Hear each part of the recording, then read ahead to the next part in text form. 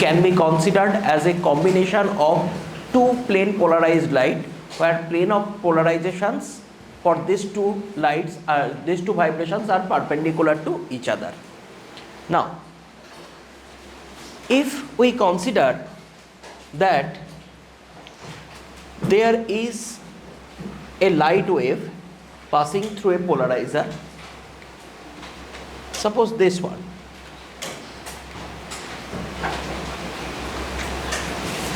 its crystallographic plane is marked like this. Crystallographic plane is marked like this, means this will allow only vertically polarized light to pass through it. Horizontally polarized light will be blocked. Now we can consider there is this light coming, and this light signal contains two vibrations. One vibration is denoted like this,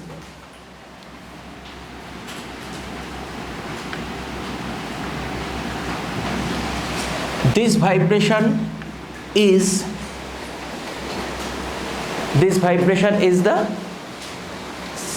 considered as, this is the vertical vibration in the plane of this board.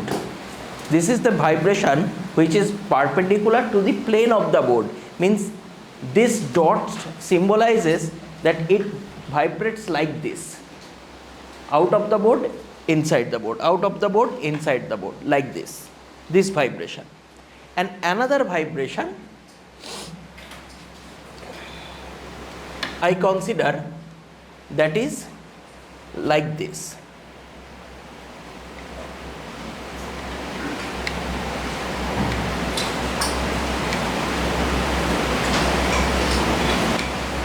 This vibration is in the plane of the board. This vibration is also perpendicular to the direction of velocity of light, because direction of velocity of light is this one. Okay, light is propagating in this direction. Let us consider with a different color. This one, this red mark shows the direction of velocity of light. Then the two electric field vibration which we can consider after considering that they are two plane polarized, combination of two plane polarized light. So each electric field vibration is denoted one by the blue arrowheads. Blue arrowhead means in the plane of the board it is vibrating up and down, and green dot means perpendicular to the plane of the board it is vibrating outward and inward. Okay, so these two vibrations are there. Clear? Now see, all these two vibrations are perpendicular to each other, means green colored vibrations and blue colored vibrations are perpendicular to each other, and both of them are perpendicular to the direction of propagation of light. Both of them are perpendicular to the direction of propagation of light. See, these blue marks are direct at a 90 degree to the direction of propagation. These green marked are also at an angle 90 degree with the direction of propagation. Generally, we consider that these green dots are considered as the vertical vibration because they are perpendicular to the plane. Green dots are considered as the vertical vibration because they are perpendicular to the plane, and the blue arrowheads are considered as the horizontal vibration because they are in the plane, they are on the plane. First, the green dots, they are representing an electrical vibration which is perpendicular to the plane of this board. Another are the blue colored vibration. So blue colored arrowheads are also representing another electrical vibration which is on the plane of the board. It is not perpendicular to the plane of the board, it is on the plane of the board. So this is generally termed as horizontal vibration.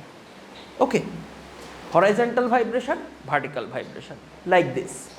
Now, how we are looking to this? Consider that light is propagating in the plane of the board and you are looking from the top side. If you are looking from the top side, just like this, then this blue colored vibration will be in a horizontal plane and green colored dots will be vibrating up and down. That's why the green colored dots are denoted as vertical vibration and blue colored arrowheads are denoted as horizontal vibration. Horizontal and vertical with respect to the plane of the board. Okay. Now, so this polarizer is placed in a manner which will allow which vibration? Green vibrations or blue vibrations? Blue vibrations can pass through them because their crystallographic plane are like this. So green vibrations can pass through them, but blue vibrations are like this. So they cannot pass through them. They will be stopped. How? This is the vibrating plane. This is the crystallographic plane through which they can pass. Blue vibrations are vibrating up and down. So they can easily pass through them like this. But green vibrations are going like this. So they cannot pass through them because they will be blocked. Clear? So green vibration will be stopped and only this vibration can pass through them. Means here the horizontal vibration will pass through this polarizer and the vertical vibration will be stopped by the polarizer. Clear? Now, let us consider that intensity of light, unpolarized light, is given I naught. Intensity of the unpolarized light given is I naught. Okay? Then, after passing through this is the light ray.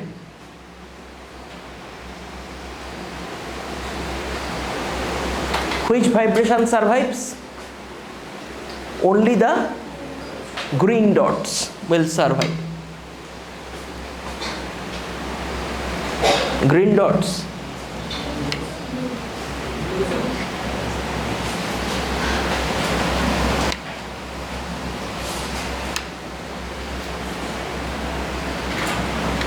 This one. Because the vertical vibration is stopped.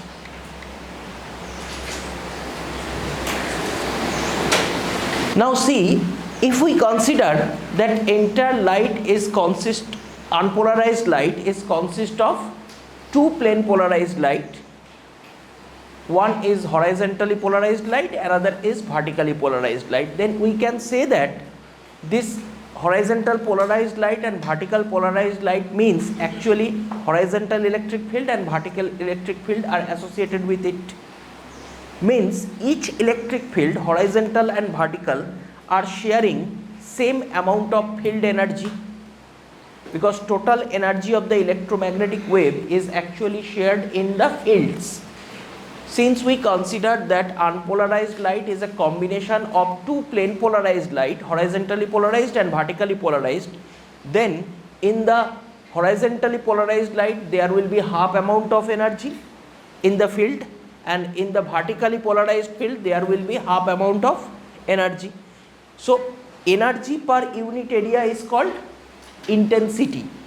So if the unpolarized light has an intensity of I naught, then this half polarized light we can consider, because one of the vibration is blocked, its intensity will be just half. So here intensity will be I naught by 2.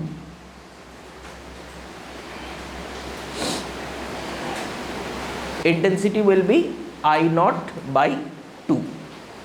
Then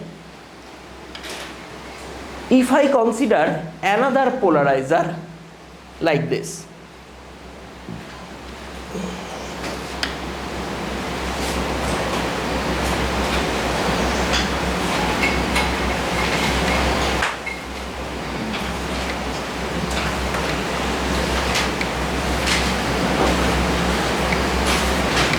like this.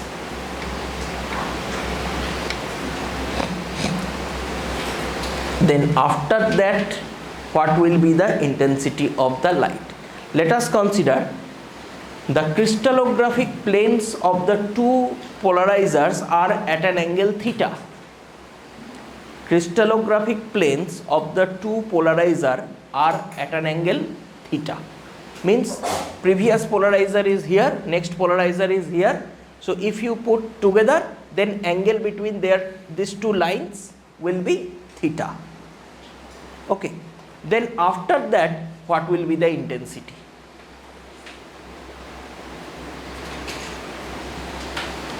This intensity will become I naught by 2 cos square theta.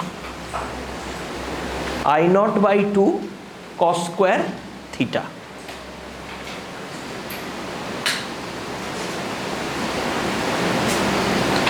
First there is I naught, then half of the vibrations are blocked. That's why intensity decreases directly to half, that is I naught by 2. Then I put a polarizer which is oblique to the previous polarizer, not exactly perpendicular, not exactly parallel, it is oblique. Then the intensity will be I naught by 2 cos square theta. Okay. That is, if the previous value is considered as I, this value will be I cos square theta. So this is coming from Mell's law.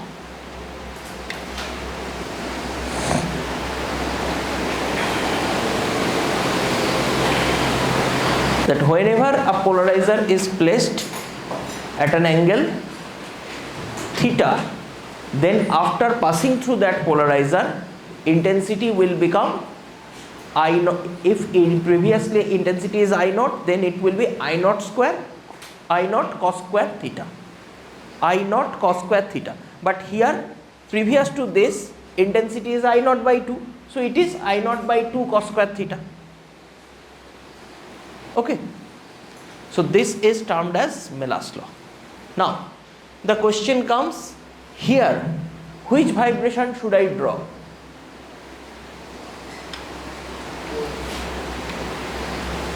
Both.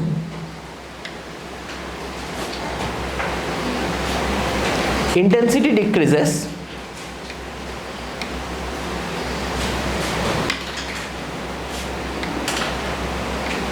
but both vibration will come again.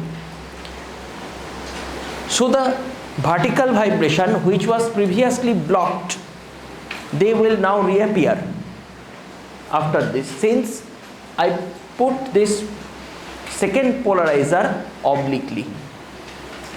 Since I put the second polarizer obliquely, then again two possibilities will come. One is horizontal vibration, another is vertical vibration. But of course intensity decreases, because each polarizer will allow a part of light to pass through and other vibrations are blocked.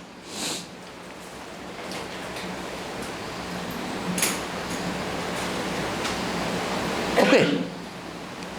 Now, if the second polarizer is at an angle 90 degree with the first polarizer, then obviously on this side no light will pass, because earlier this first polarizer blocks the vertical vibration.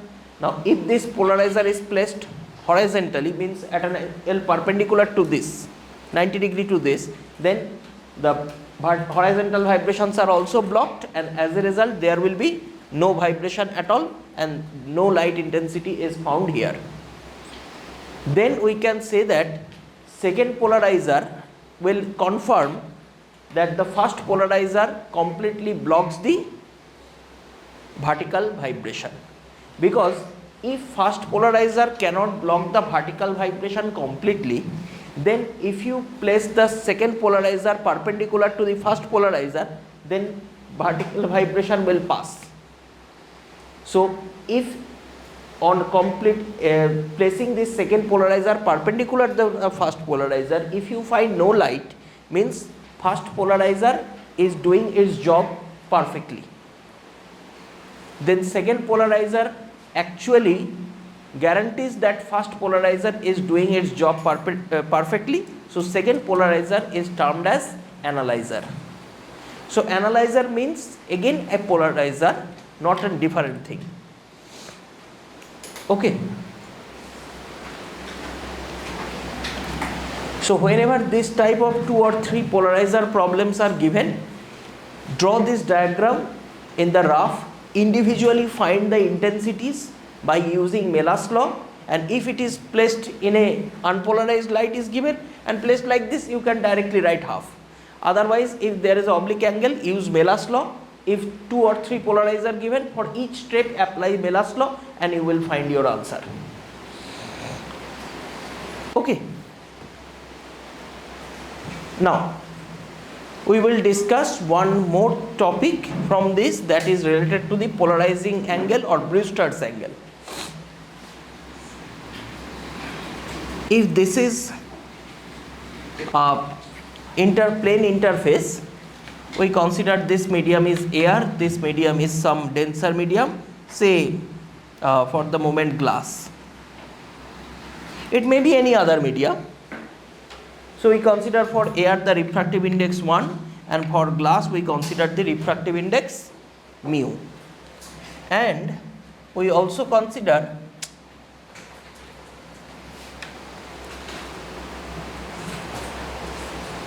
that a ray of light is falling here.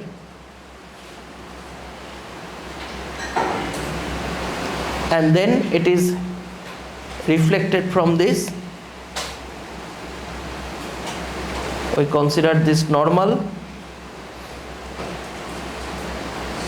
and this is the refracted part.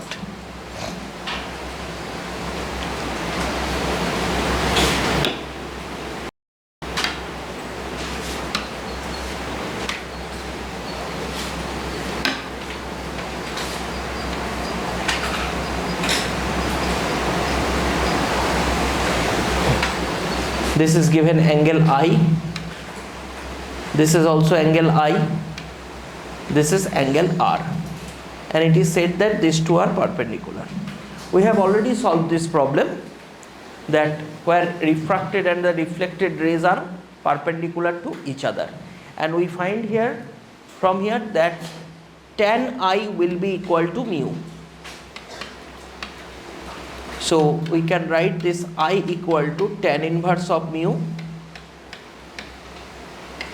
Now when this situation occurs that reflected and the refracted rays are perpendicular to each other, then the angle of incidence has a special name called the Brewster's angle and or the polarizing angle. It is said like this because in this case, when reflected and the refracted beam are perpendicular to each other, then each beam is polarized in a single plane. Each beam is polarized in a single plane where incident light is an unpolarized light. First consider the incident light. In case of this incident light, I consider there is a vibration like this, light is coming in this way. So these vibrations are the horizontal vibration. There are certain other vibrations that is perpendicular to this plane.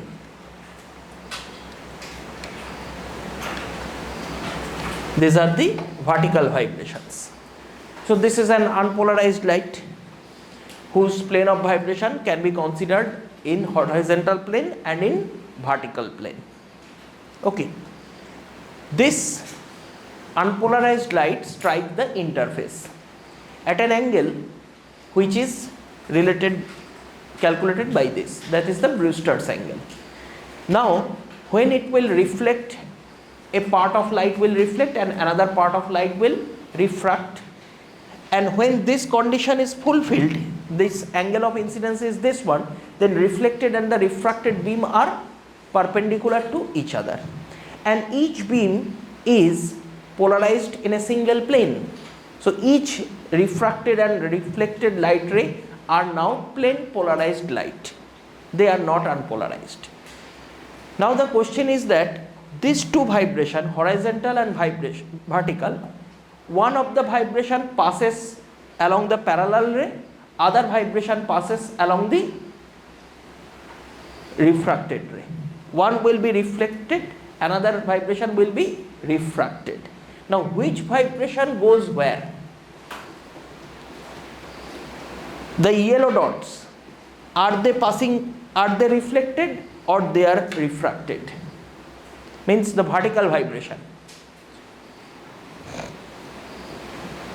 Vertical vibration and horizontal vibration separates. So which vibration travels where? Vertical vibration are reflected. Why? She is saying that vertical vibrations will be reflected. Why vertical vibrations will be reflected?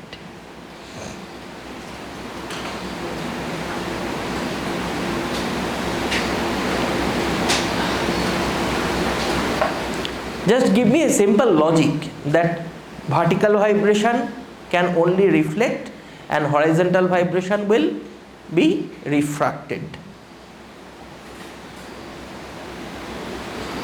Okay, I consider the opposite, that vertical vibration is refracted, horizontal vibration is reflected. See what happened. I consider the vertical vibration to be refracted. Then like this, see, light is propagating along this direction, so vertical vibration is here, it is vibrating up and down. So okay, vibrations and propagation of speed of light are perpendicular to, propagation velocity of light are perpendicular to each other.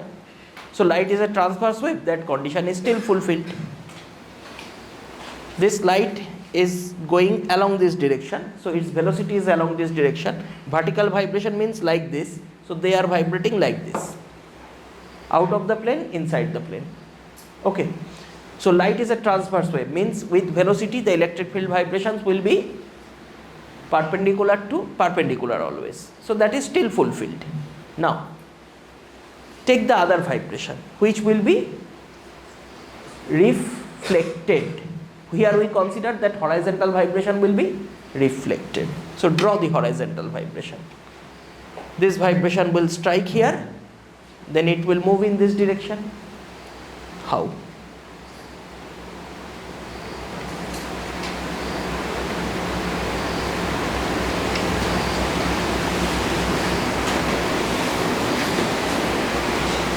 It will strike here, then move. Then what happens? The velocity of the light and the vibration of the electric field are along the same line. It shows that this reflected part of the light will become longitudinal. But light is not a longitudinal wave in any situation. So if you consider that the vertical vibration will be refracted, there will be no problem in the transverse nature of the light.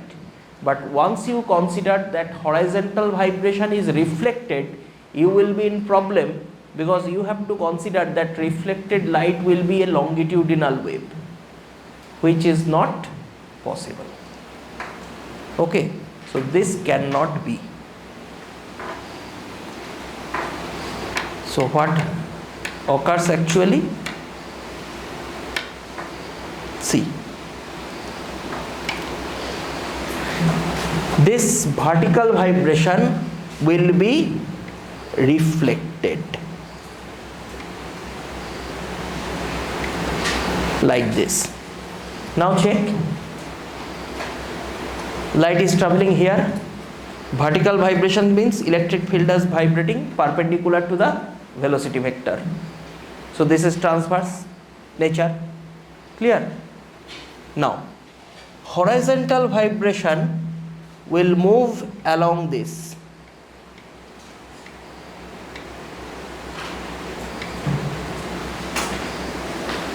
So with the propagation direction, the horizontal vibrations are also perpendicular.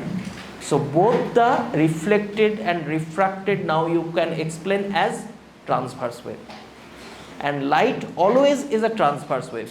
There is no situation, no experiment, no optical phenomena which can convert light into a longitudinal wave.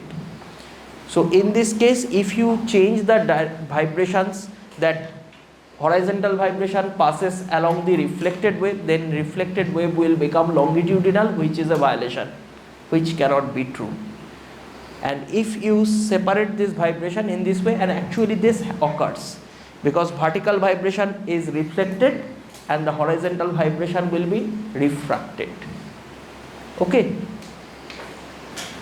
So this one is Brewster's law, and Brewster's angle is called tan inverse mu, and since at this angle horizontal and vertical vibration separates, and reflected and refracted both light rays will be plane polarized.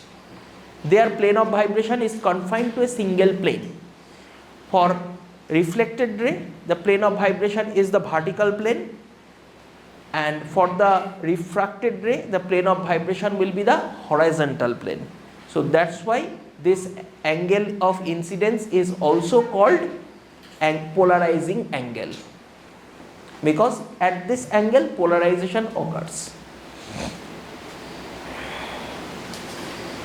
Okay, so for different medium you have a polarizing angle, because for glass, for water, for any other medium you have to calculate tan inverse of mu to find the value of the polarizing angle. So if at that angle light falls, it will be polarized, both reflected and refracted beam will be polarized. What is the optical activity of some solutions is measured using polarization. Optical activity means light can pass through a solution easily or not. That can be measured by using polarization, polarizing states.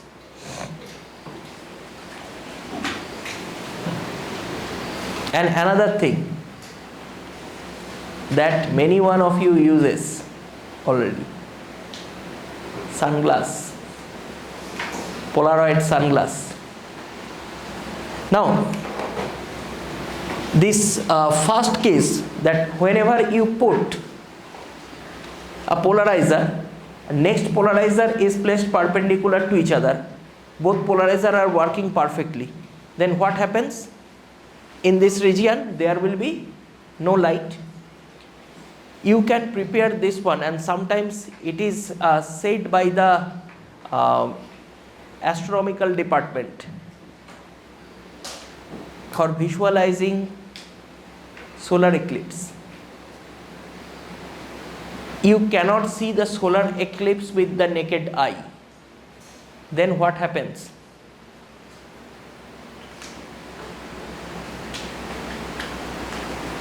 If you try to visualize solar eclipse with your eye, normal naked eye, what happens? It is said that not to see the solar eclipse with naked eye. Why? Your eye lens is a which type of lens? Convex lens. Convex lens has a converging characteristics. So from the sun, when the light ray will come, they are coming almost like parallel beams, because they are coming far away. And if the parallel beam of light parallel to the principal axis falls on the convex lens, they will be focused on the principal axis at a point that is called focus. So in case of your eye, the focus point is the retina. So all the sun rays will be focused on the retina, and your retina will burn. Simply by taking too much, it will be produced. So if you try to look at the sun for a long time, then all those rays will be focused at your retina, and your retina will be burnt. So you will be completely blind. Okay, so that's why it is advised not to see the sun, towards the sun directly. So they said that normally either use Polaroid sunglass, or sometimes it is advised that use X-ray plates. Use X-ray plates means suppose in the home, for some elder person or anywhere, there is some bone X-ray is done. So that plate is there. Take that X-ray plate to visualize the solar eclipse. To see the solar eclipse, you have to use that, put it like this, and then can see. Now, if you take two such X-ray plates, okay, so each X-ray plate if you place, and through this if you look at the sun, you will see that the intensity decreases. Now put another X-ray plate similar to that and see to the sun, you will find that the intensity is almost same. It's a little bit decreases. Now keeping one X-ray plate same, put another X-ray plate like this and rotate this X-ray plate.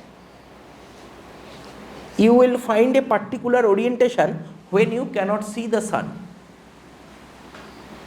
Means these X-ray plates are actually have polaroids. They have the polarizing planes. So whenever first X-ray plate decreases the intensity, means half of the sunlight intensity of the light coming from the sun passes through this. Second one, when you are rotating, it is like an analyzer. So if it is similar, then it will allow. If it is crossed, then intensity decreases. When it will be a perpendicular, so exactly no light will come. So this is another use of the polaroids in the X-ray plate that we never notice, but that is used in the X-ray plate. Okay. So now this part is the polarization part, and another part is double refraction, that is not in the syllabus, and linearly polarized light and all these things. So remember only these things, and Mell's law is important, and Brewster's angle, mainly these two from the polarization part.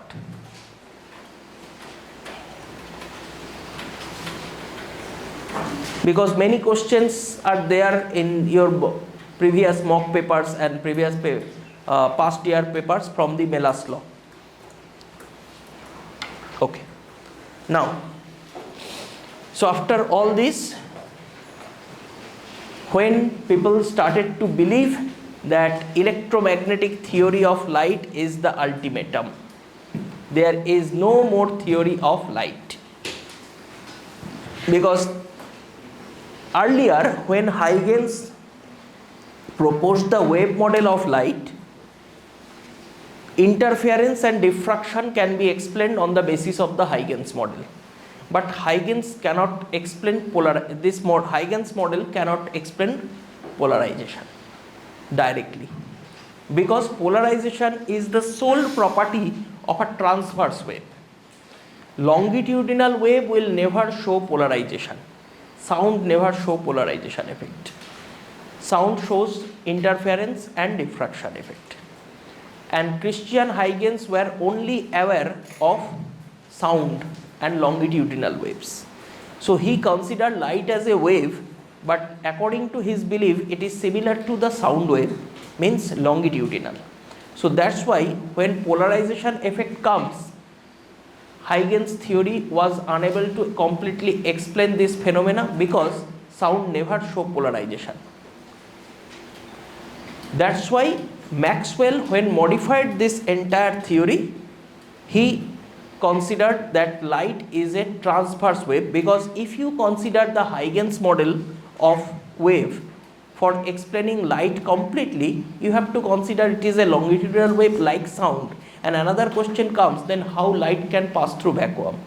Because longitudinal wave, sound wave, like mechanical waves, cannot pass without any medium. So now Maxwell modified the theory and said that it is a transverse wave and electromagnetic in nature, means non-mechanical. So even it can pass through vacuum. No medium is required for its propagation. It can propagate through medium, but it can propagate without medium also. Okay, like medium means light can pass through glass or water. Okay, so medium may be there, medium may not be there. But when this theory completely explained polarization, everyone considered that, okay, fine, now we got a ultimate theory of light, that is the electromagnetic theory. But again the problem comes with Hertz experiment. In Hertz experiment, Hertz find that whenever on a selenium metal plate light strikes, light falls, then electrons are emitted from the metal plate for a particular frequency of light. Hertz noticed this phenomena. Hertz uses electromagnetic theory for the necessary calculation of the phenomena. Hertz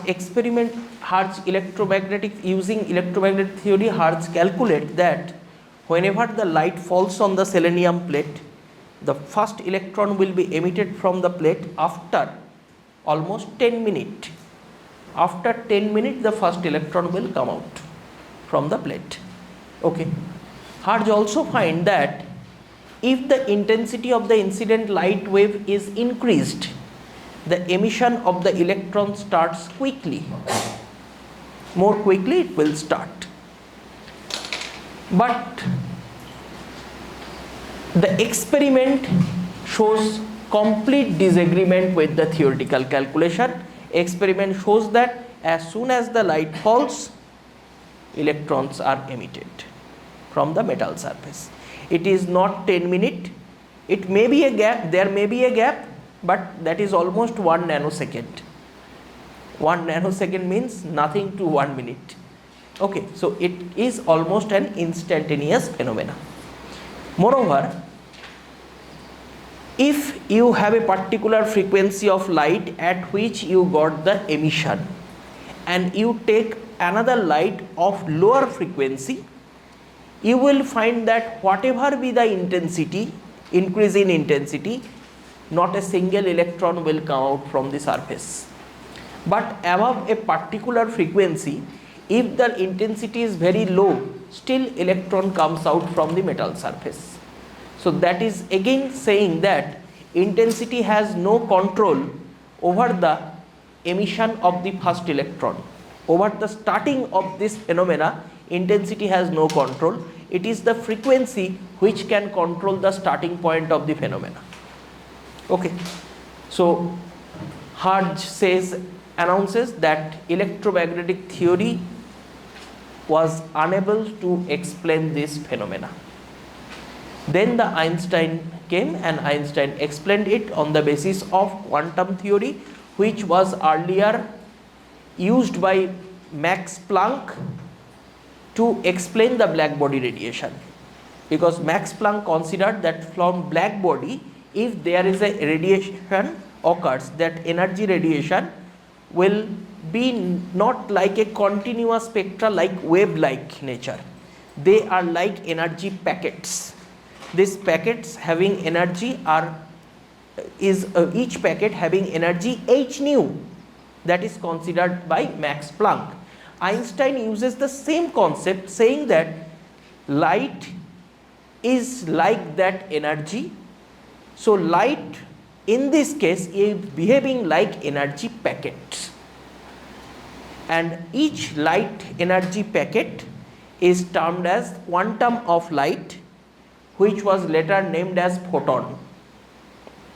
Later this was named as photon, and each photon is carrying an energy h nu. So suppose red colored photon, suppose blue photon, suppose yellow photon, all have different energy because their frequency nu is different. So red photon has least amount of energy because frequency for red is minimum. Frequency for violet will be maximum. So violet photon has more energy. Now, on the metal plate, Einstein considered that electrons are bound with the parent atoms by a attractive force, because nucleus is positively charged, electrons are negatively charged. So these electrons are feeling an attractive force towards the nucleus. Now for this, some potential energy develops in the electron, because electrons are in the attractive field. Now how you can detach an electron from the metal surface? You have to supply the same amount of energy positive, such that the total mechanical energy will become 0, then electron will come out from the metal surface. Okay. Now Einstein considers that the energy that due to which electron is attached with the metal surface, that can also be measured in the form of h nu, because all times energy is considered as this quantized nature. Each energy packet is there considering the same form h nu. So Einstein considers that this is the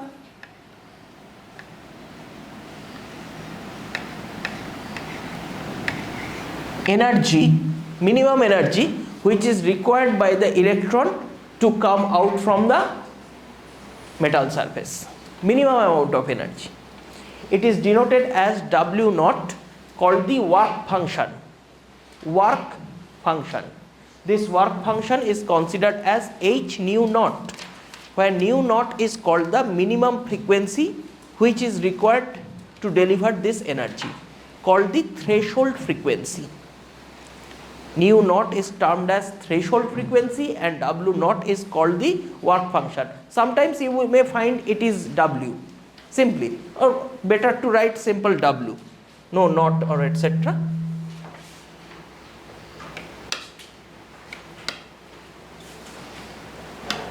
This is W, work function. Now, why it is termed as work function?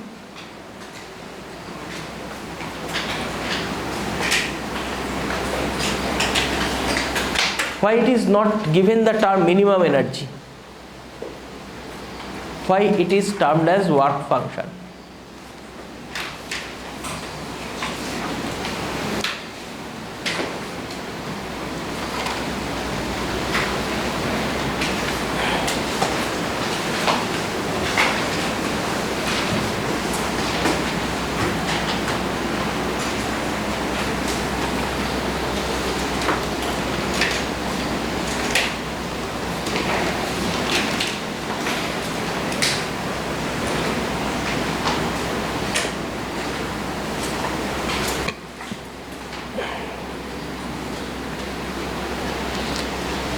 Let us consider all of you are like electrons which are inside this room.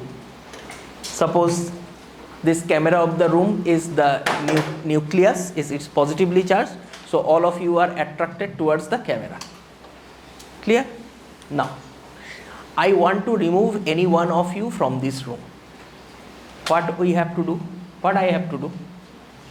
I have to do some mechanical work by pulling you out of the room. So the energy given by me will come through mechanical work. So that's why the name comes work function. So some work has to be done to supply this amount of energy to the electron such that the electron can free itself from the metal surface. That's why the name comes work function. Okay.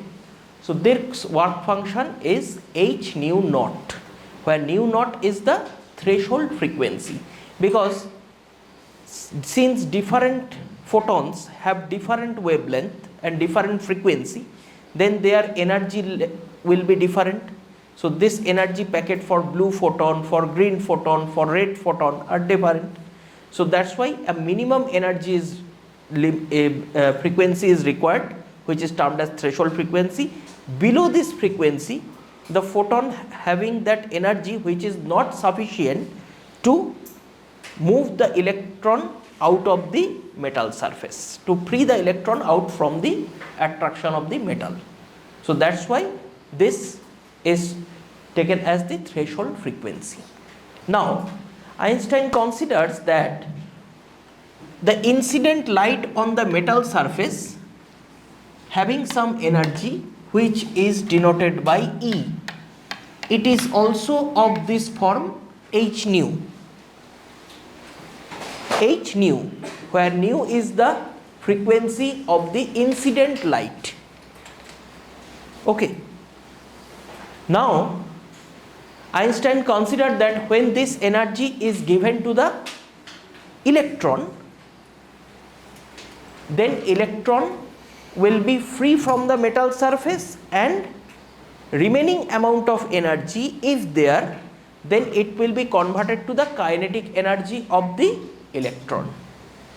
Then remaining energy is half converted to kinetic energy, half mv square, that will be equal to E minus W, that is h nu minus nu naught. H nu minus nu naught. Okay. Now, if nu is greater than nu naught, means the incident light delivers sufficient amount of energy such that the electrons will be free from the metal surface and move with certain kinetic energy. Because nu is greater than nu naught means half mv square is a positive number, means electrons have certain velocity with and certain kinetic energy with which it can move. If nu is exactly equal to nu naught, then electrons will have sufficient energy to remove itself from the metal surface, but its kinetic energy after removal will become 0. So it cannot move, it will stay in front of the metal surface. And if it's removed from the metal surface, since initially the metal surface is uncharged, so the electron is removed from the metal surface. So once it is removed, the remaining metal surface will be positively charged, but electron does not have sufficient kinetic energy, it stays there. So what will happen? This positive charge plate will attract the electron and recapture it. Okay. Now, after that, if nu is less than nu naught, since it shows that kinetic energy will be negative, kinetic energy contains speed square, it cannot be negative, because in that case speed will be imaginary number. Okay. So that physical explanation is the emission will not occur, because the incident light cannot, incident photon cannot deliver sufficient energy to the electron such that electron will be free from the attraction of the metal. Suppose minimum energy required is 5 joule and the photon incident on it delivers 4 joule. It cannot come out. So only equal to 5 or more than 5 is required. Equal to 5 means just coming out and again recapture. But more than 5 means it comes out and moves with a certain velocity such that it can move away from the metal plate. Now, I will ask you one question. Suppose work function of a material is 5 joule. Suppose, and incident photon has a energy 4 joule. What will happen? Can the electron emit? No, because it is coming negative. So electrons cannot come out. Okay, fine. I will ask you a question. Suppose the first photon strikes, it delivers to the electron how much energy? 4 joule. But required energy is 5 joule to leave the metal surface. Now next photon will come immediately because a beam of ray is coming, beam of light is coming. So next photon is again delivering how much? 4 joule. So now what is the total energy to that electron? 4 joule plus another 4 joule, because photons are coming continuously. So one photon delivers 4 joule, next photon again delivers. So what is the total energy? 8 joule. Now it is greater than, so now it can emit. So we will prove that Einstein is wrong.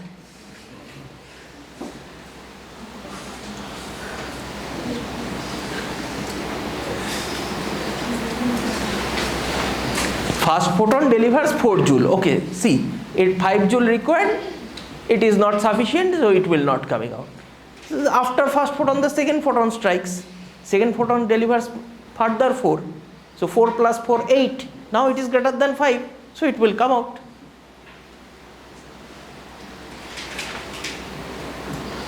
Tell me, what is wrong in this argument?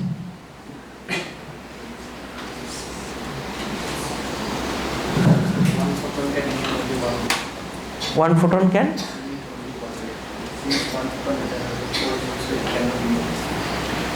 Then you are saying that first photon delivers 4 joule. So when the next photon comes, within that time, the electron which receives this 4 joule cannot hold this 4 joule, because once it is given to the electron, energy is given. So energy given means it may not come out, but it will vibrate. So due to vibration, this energy is spread through all the other electrons in the metal. So when the next photon strikes, it will already spend all its energy again at the 0 state. So next photon strikes and raises it to again 4. So it cannot come out. Suppose it is said that if you have 2000 rupees in your pocket, then you will be free from this campus. Okay. Suppose you have given 1800 rupees, so you require more 200. So more 200 will be given to you on the next day.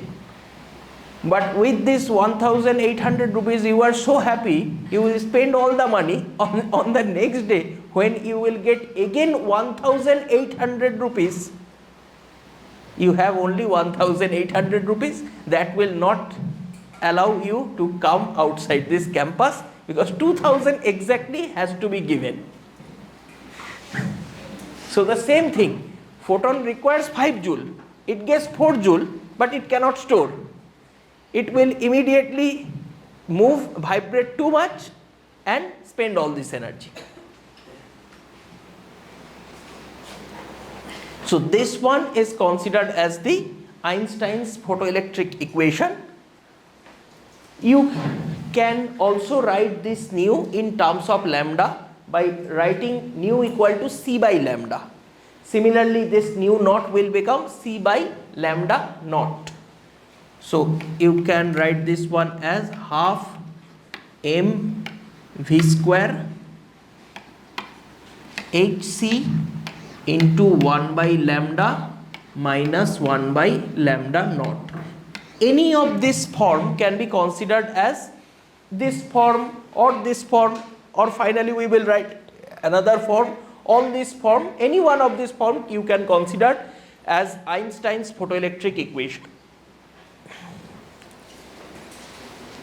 Now, okay, so we will consider an experimental setup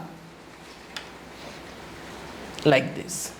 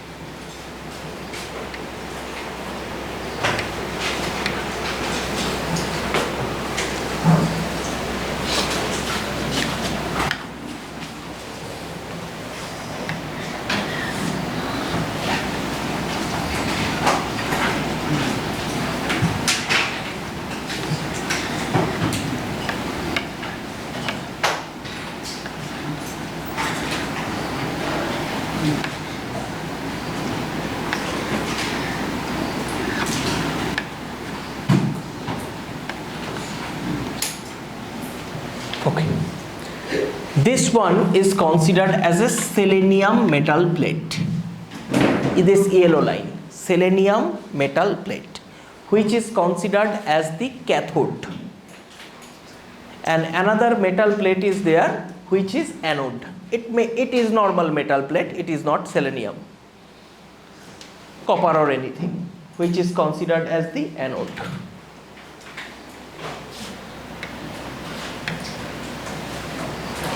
Now,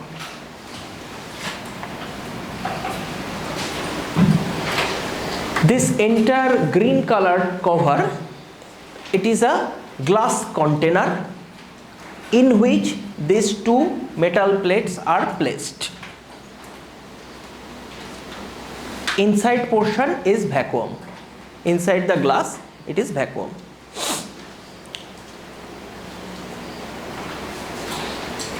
Now,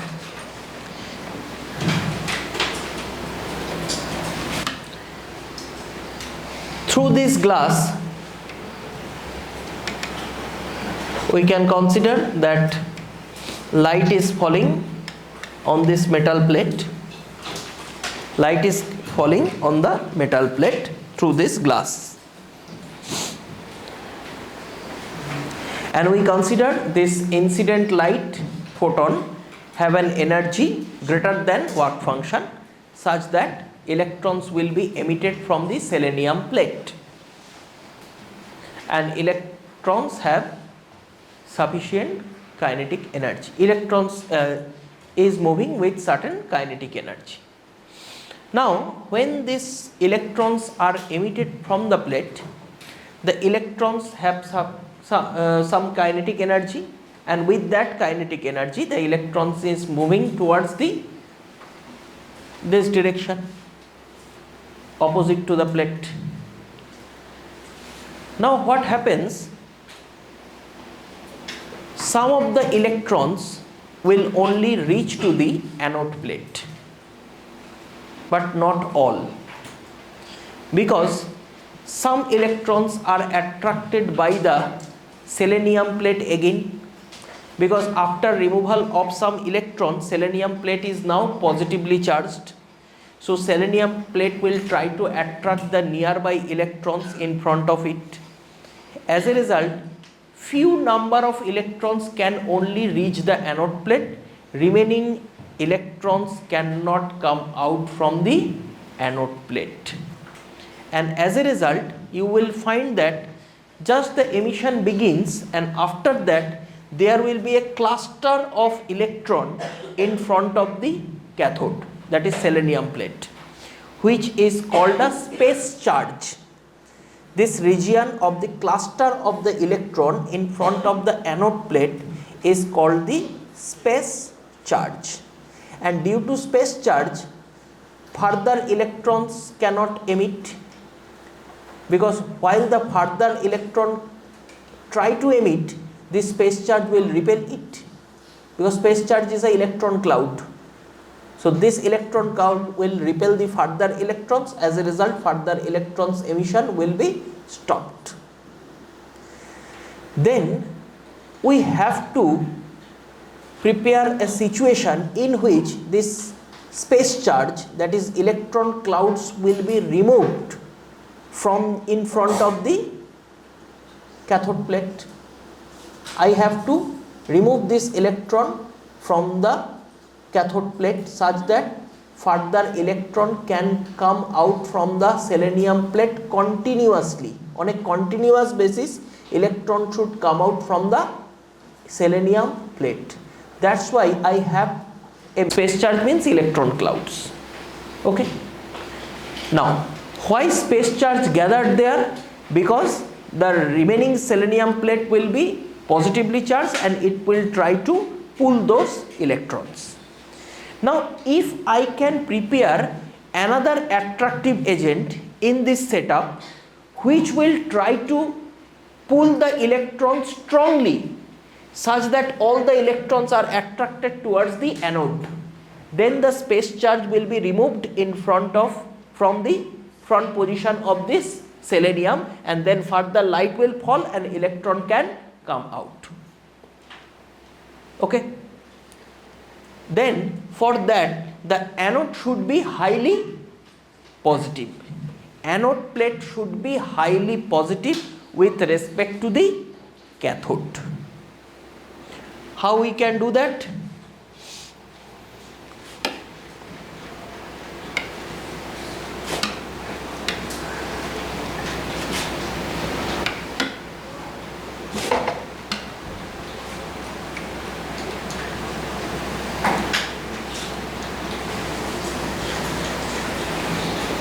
By using a battery, because positive terminal of the battery is connected to the anode, negative terminal of the battery is connected to the cathode. So since the anode is now positive, it will attract the electrons, and cathode is now connected with the negative terminal, so it will repel the electrons. So what is the net effect? Electron will be removed from the selenium plate and it will move to the anode. Okay, it will move to the anode. As a result, a current will flow, because when the anode plate will receive these electrons are moving in this way, so current will flow in the opposite direction of the electron flow. See, the circuit is not complete, there is no conducting path, but still current is flowing, and this ammeter will show some reading. So that is the action of the action of a valve, like diode valve, same type of action will be shown by this. If you change the polarity, just polarity of the battery is reversed, what happens? No current will flow, or very small current will flow, because anode will become negative, cathode will become positive, so anode will repel the electrons from it. As a result, the current decreases to a very low value. So it is doing the action. So this connection is forward bias. If you change the battery terminal, it will become reverse bias. So it is again doing the same kind of action of a valve, like semiconductor diode.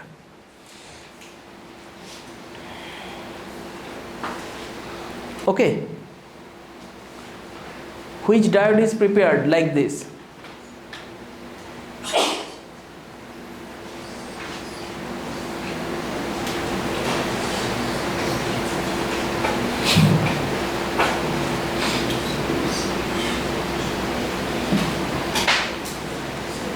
You read the name of that diode, which is used to produce electrons, light, photoelectric effect. So light, a particle is called photon. This diode is called photodiode. Photodiode,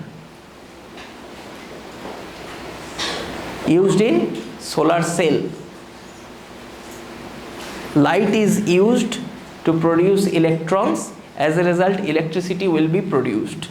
Solar panel, solar cell uses this photodiode.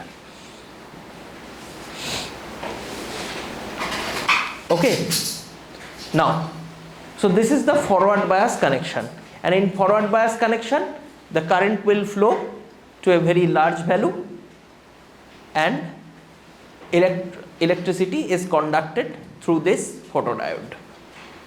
Now, if I change the biasing,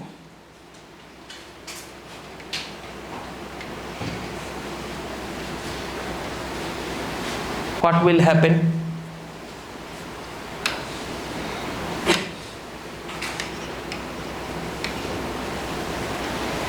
Is there any current shown in the ammeter or not at all?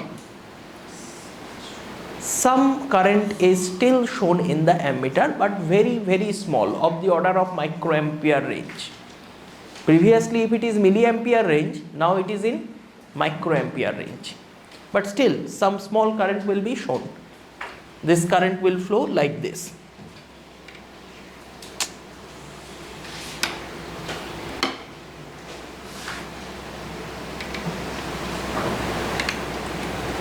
But very small amount of current. Why? Since in the reverse bias this anode is negative, so electrons produced from the photoelectric emission will feel a repulsion from the anode, then how current will be produced? Because remember, until electrons is captured here in the anode plate, current cannot be.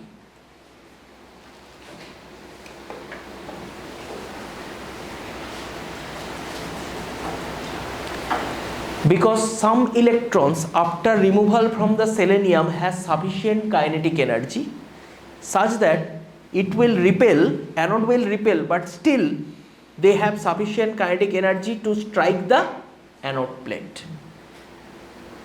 Okay, suppose he, what's your name? After when the 12:30 will come, 12:30 exactly, how many repulsion will be there? Still he will reach first to that room. Okay, so like that there is a repulsion, but still he has sufficient amount of energy, electron has sufficient amount of energy to reach to the anode plate, and once it is captured, then some few small amount of current will be passing. Okay, so I have to prepare a condition in which no electron can reach the anode plate, not even the electrons having maximum kinetic energy can reach the anode plate. I want to find that condition. What we have to do? We have to increase the negative potential of this anode further to a very high value such that it will not allow not a single electron, not even the electrons having maximum kinetic energy can reach the anode plate, because its repulsion is so strong. That can only happen if this voltage is increased in the reverse bias. Reverse bias voltage increase, suppose it is -2, then suppose 10 electrons can come, then it is increased to -5, suppose 4 electrons can come, then I increase it to -10 volt, suppose no electron now can come. Then that maximum reverse bias potential or the maximum negative potential of the anode plate, for which no electron can reach the anode plate and photoelectric current completely stops, that is called the stopping potential. Clear? So maximum negative potential of the anode plate such that no electron can reach the anode after emission from the selenium plate, that is called the stopping potential of this anode. Now if we consider the stopping potential as Vs, then I can write that the electrons having maximum kinetic energy, all its kinetic energy will be converted to potential energy when it will come close to the anode plate. So that can be written as EVS. Half mv square should be entirely converted to potential energy, EVS. Then from that equation I can also write EVS equal to H nu minus H nu naught. This form can also be taken as Einstein's equation.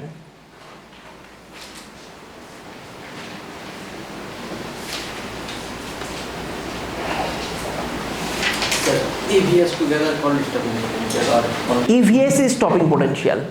and sorry, Vs is stopping potential, EVs is potential energy, because potential times charge will be equivalent to energy, that is called potential energy.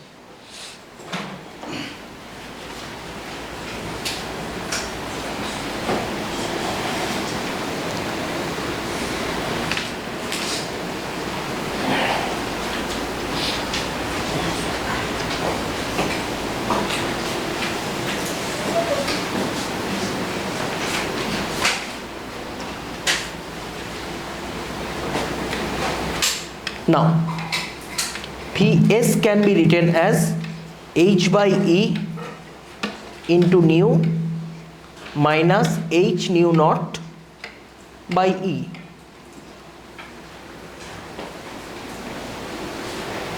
Vs can be written as h by E into nu minus h nu naught by E. Okay. Now I want to draw a graph between emitted light frequency, incident light frequency and stopping potential. It looks like this.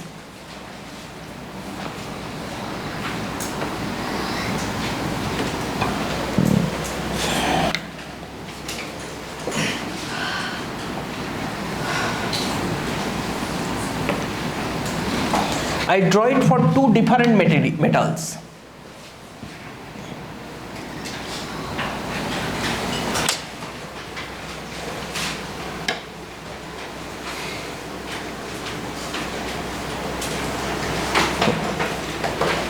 Both are parallel lines.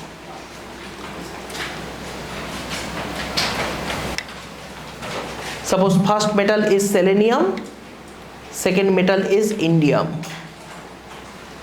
Both are photoelectric emitters. Selenium, indium.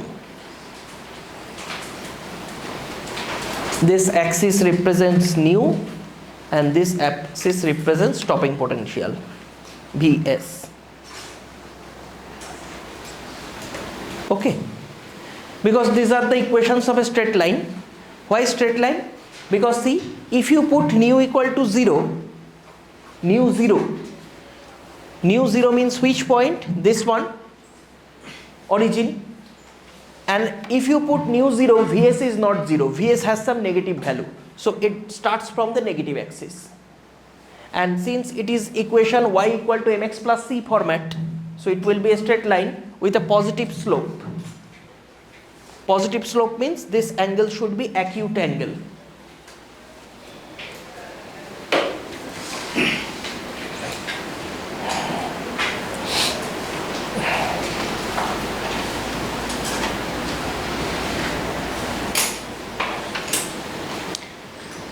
Okay, now I will ask you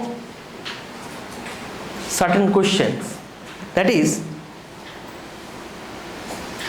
why these two graphs are parallel?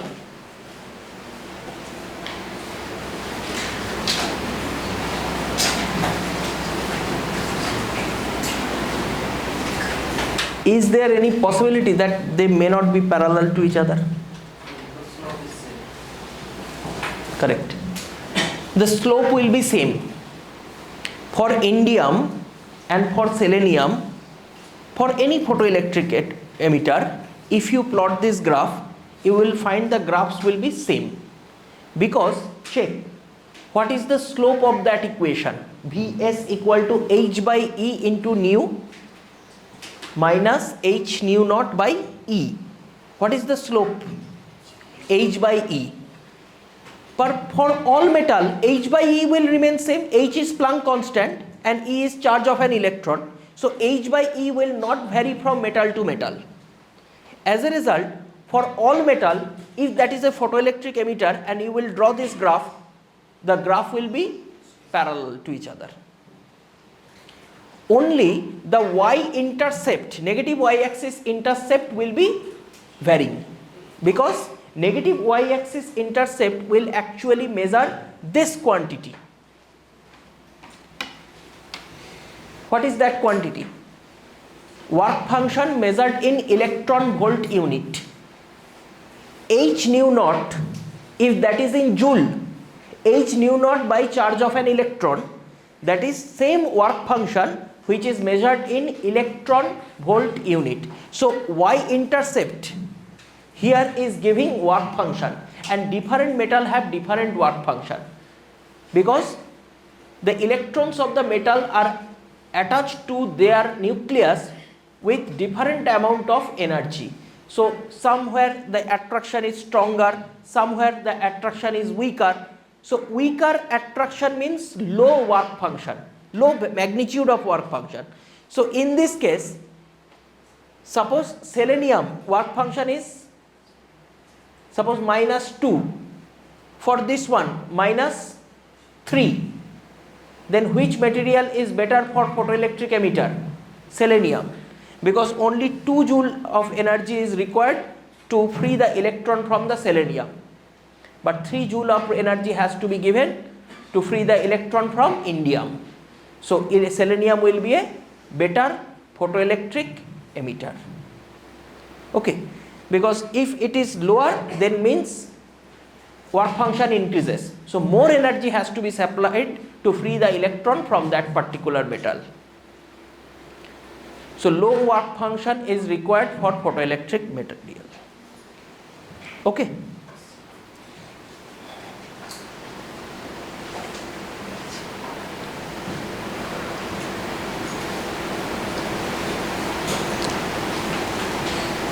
So now in all these discussions, we forget about intensity. No one takes care of intensity. What initially electromagnetic theory says, intensity increases means emission will start quickly.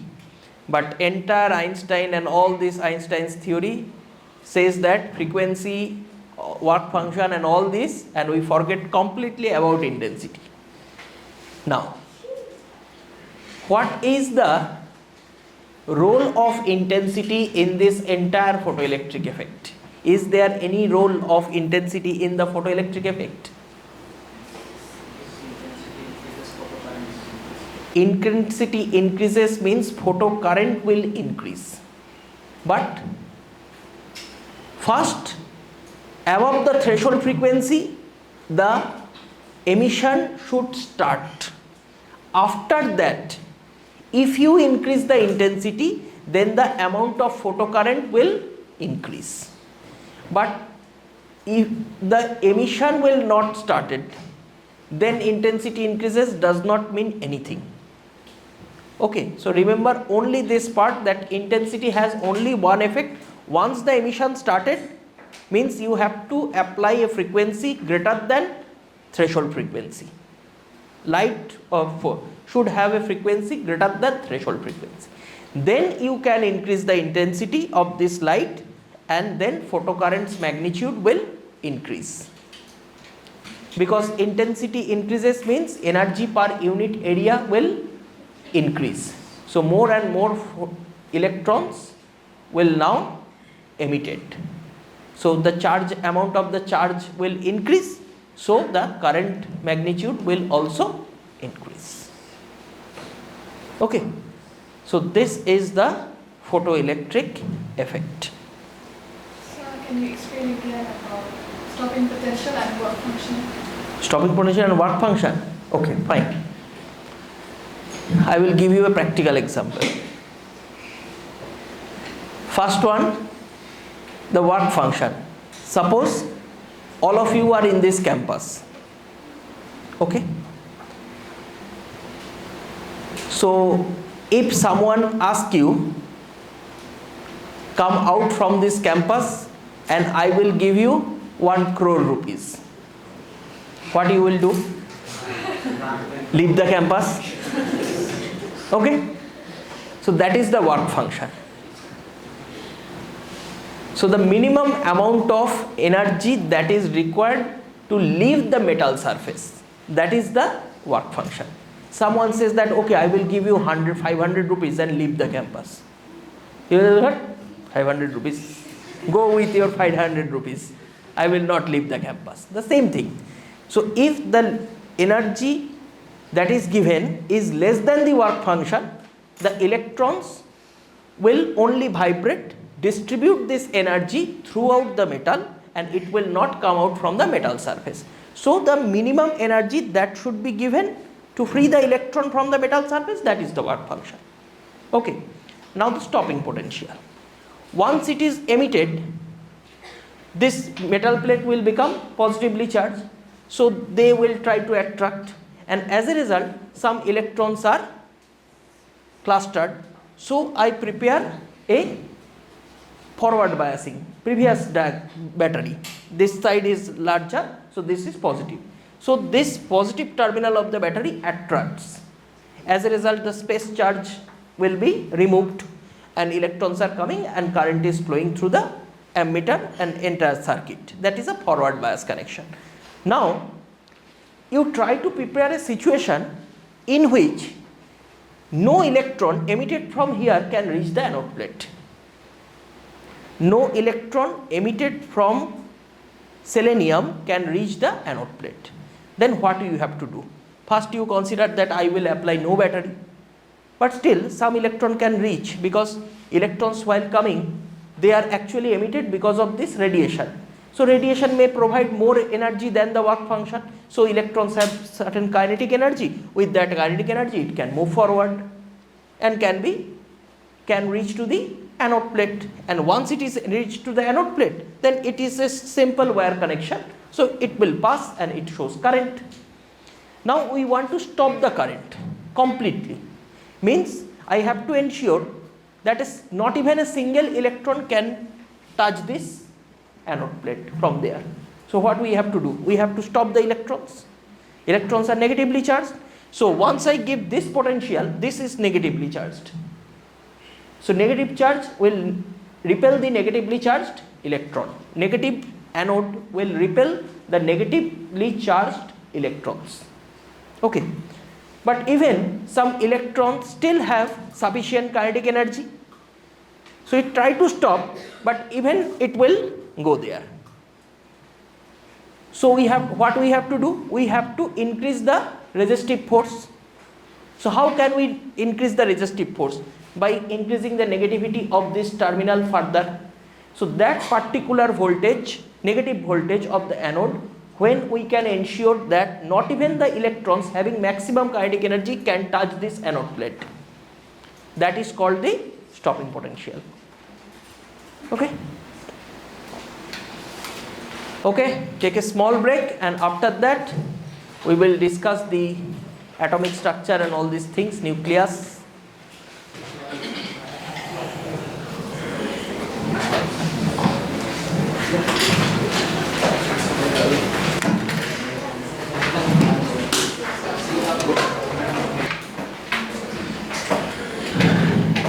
So after this photoelectric effect, once first black body radiation, Planck proved that energy from a black body radiation has a material like property, that is they have a particle like behavior, and each particle of this energy is considered as the energy packet. In case of photoelectric effect, Einstein considered the particle behavior of light also, and considered the light is a collection of energy packets which are behaving like particle. Its name is considered as photon. Then this belief started that any energy associated to it, or energy in the form of a wave, we can consider a particle associated with every wave. Then the natural question comes that can we associate a wave always with a particle? Can the reverse be done? Means with any wave, it may be light wave, it may be any other electromagnetic wave, we can associate a particle like structure. In the black body radiation, we see that.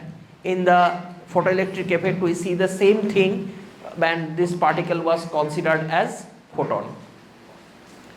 Now the reverse question comes, with every particle can we associate a wave that is confirmed by an experiment called Davison-Germer experiment. Davison-Germer experiment, and after that de Broglie published a paper, and in which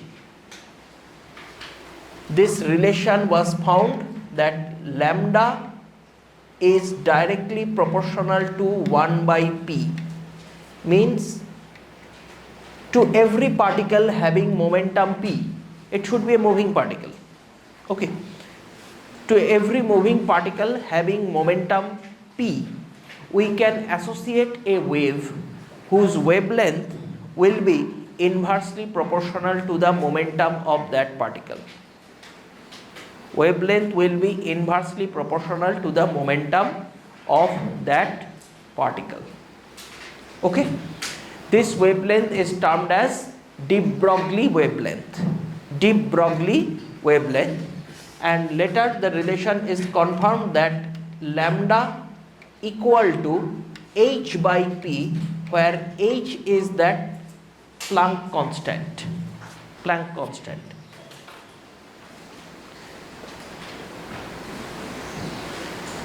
But there is a nice story behind it. De Broglie haven't write this equation, lambda proportional to 1 by p or lambda equal to h by p, that was not written by de Broglie in his entire paper, but it is famous as de Broglie wavelength. Do you know who write this equation? Einstein. There is a beautiful story behind it, that is, de Broglie was the son of a billionaire son. Billionaire son was de Broglie, and whose father was actually funding the Royal Society. Royal Society was funded by his father. So now his son is writing a paper, research paper, almost of 100 pages. Research papers are very small pages, like 20, within 20 to 16 paper, 10 pages it will be completed. But de Broglie write almost nearly 100 pages, a very large paper. And Royal Society's all scientists at that time and professors thought that it was a garbage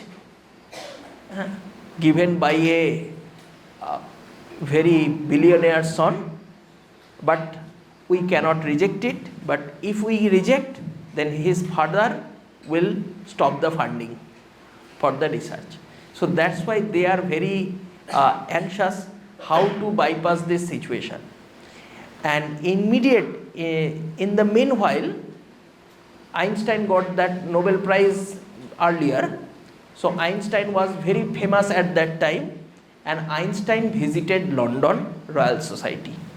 So the scientists of the Royal Society and professors, vice chancellors, they planned that this paper for this year, all the papers that are submitted for the PhD, we will submit it to Einstein for the verification. If the Einstein says, okay, this paper is rejected, then we can say that it is not in our hand. Einstein rejected this one, so what we can do? And the billionaire person father will say, okay, what we can do? Einstein reject that, so he will not stop the funding of the Royal Society. So they placed this paper, and they are quite confirmed that Einstein will definitely reject this paper. Einstein read this 100 pages paper for some day, and after that Einstein came and said, this was a very good paper, has to be published, but not in this manner. He called upon de Broglie and said, your paper is actually giving physics a new direction, but this 100 pages writing is not required. Then Einstein took a pen and a bit of paper and write lambda proportional to 1 by p. This is the main essence of his paper, and give his that small paper. And that is famous because de Broglie writes so many things, but he haven't realized to write the mathematical form. So Einstein read that, and after that de Broglie got that Nobel Prize.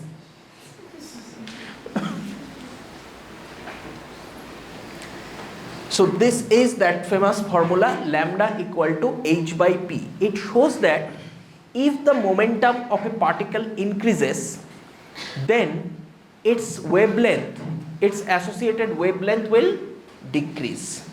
And if the momentum of the particle decreases, then associated wavelength will increase. Now, if I consider a massive particle like molecule, then its associated de Broglie wavelength will be very small.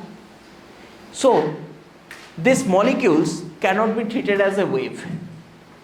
Molecules cannot be treated as a wave because that de Broglie wavelength will be very small. So, wave nature is very small in molecules. Now, go to the atom. Much smaller than the molecule.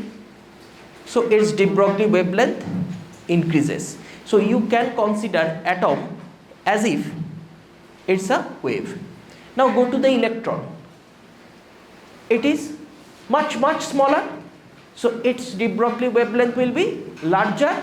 As a result, inside the atom, electrons has to be treated as wave, not as a particle. In the Rutherford model, Rutherford considered electron as particle. That's why the Rutherford model fails.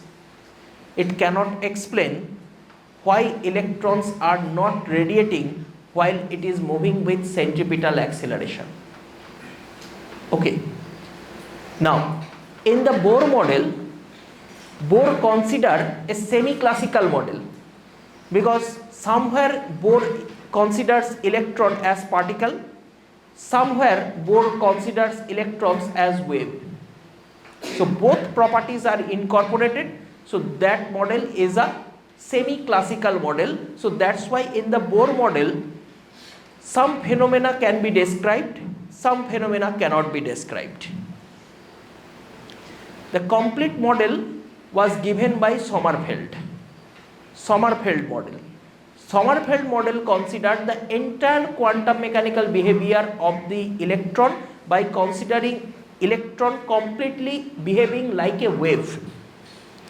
And that is the most correct model of the atomic structure, which can explain almost all the property of the hydrogen spectra and all other higher atomic spectra that can be explained by Sommerfeld model, not even the Bohr model, because Bohr model, you know, it cannot explain the two phenomena, Stark effect, Zeeman effect, all this cannot be explained by Bohr model, because Bohr model partly correct, partly quantum mechanical, partly classical, called the semi-classical model. Okay. Now, in all these situations, we have discussed, we have bypassed one thing, that this particular wave, which I can consider with electron, which I can consider with proton, obviously in case of proton, this wavelength will be much smaller because protons are massive than electrons, almost 1847 times massive. Mass is larger than the electron. Proton's mass is much larger. So that's why this wavelength for proton decreases. For atom, this is decreasing further. So as this wavelength is larger, we can consider that almost that is behaving like wave more. So there is nothing called particle or wave. This clear distinction is not there. It may happen that there are some physical quantity. It may happen someone have more particle-like behavior, someone has more wave-like nature. So that's why it is termed as wave-particle dual nature. So for electron, this dual nature is present. For light, this dual nature is present. For atom, for molecule, all this dual nature will present. But it may happen that some nature is dominant, other nature is not so dominant, because when we are considering the light, considering electrons inside the atom, the wave nature of the electron is dominant. An electron has to be treated as wave, not as a particle. When we are considering the massive particles like molecules, obviously the particle nature will be dominating. So most of the calculation using the molecules we can do by considering the molecule as particle. So like this. Okay. Now we consider this wave is associated with light, this wave is associated with electron.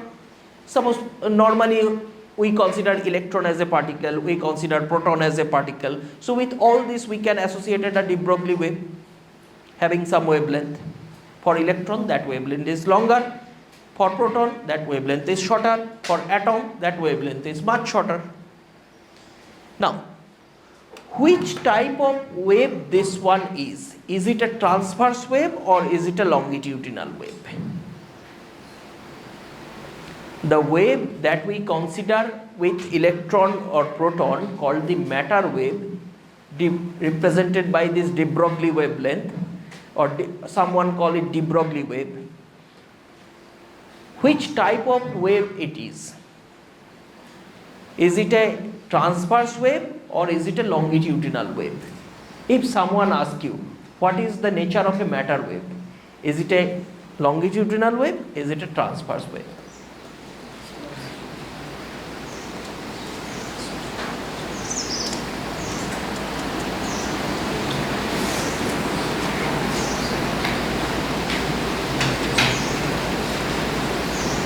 It is not longitudinal, not even transverse. It is not longitudinal, not even transverse. Then which type of wave?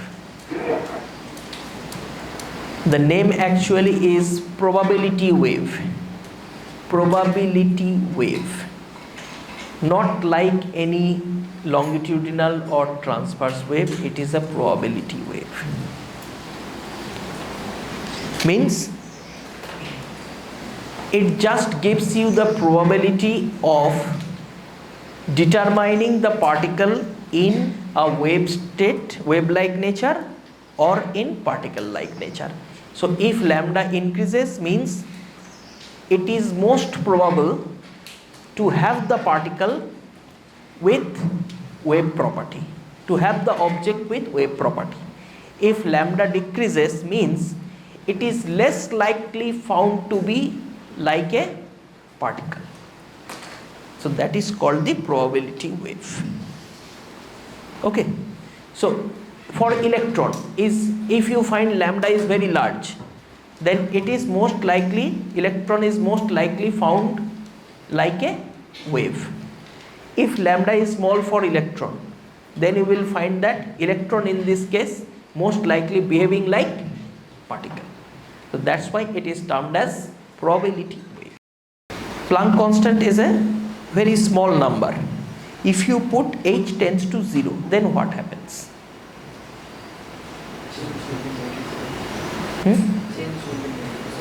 That will lead you to classical mechanics.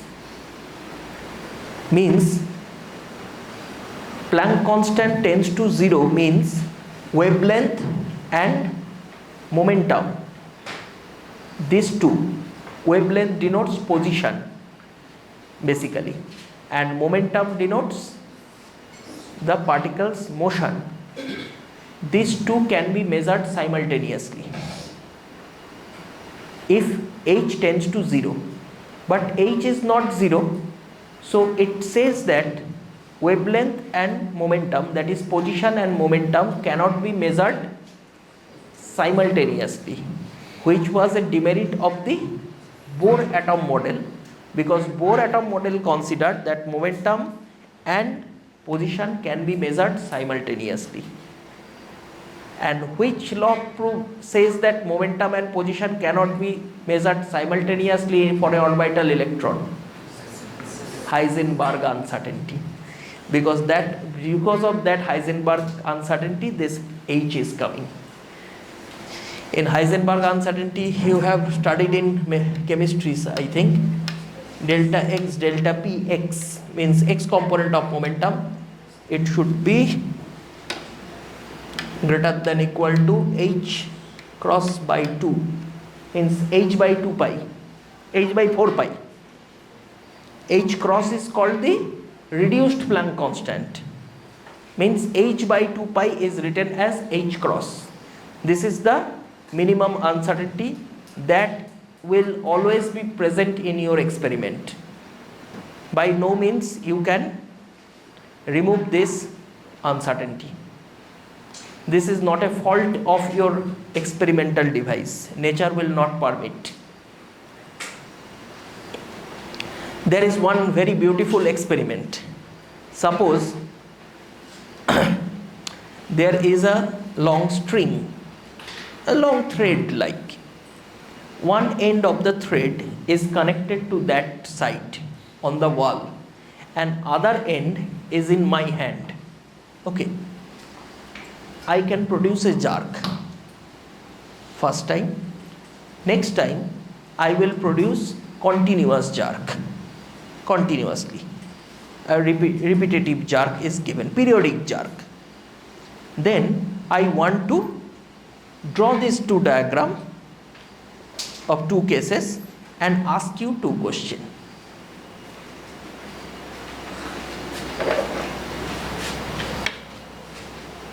First case, jerk produced and coming to this end. Second case,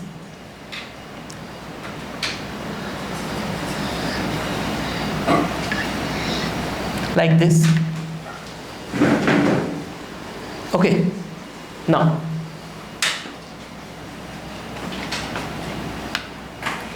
I will mark certain points on the screen here, midway between this.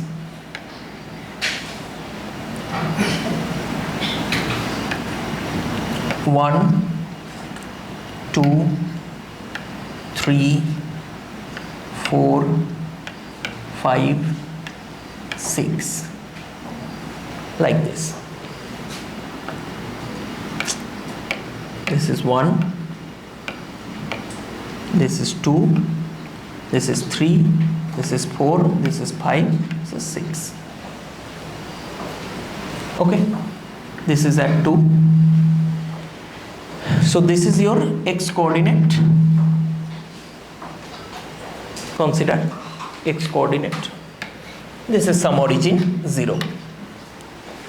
Now in the first case, when you produce only one jerk, okay, what is the position of the wave pulse? X equal to 2.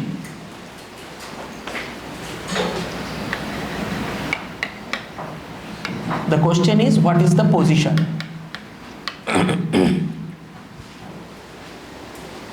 What is the wavelength? First case.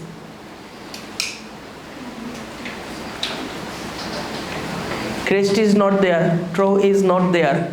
So how to measure the wavelength?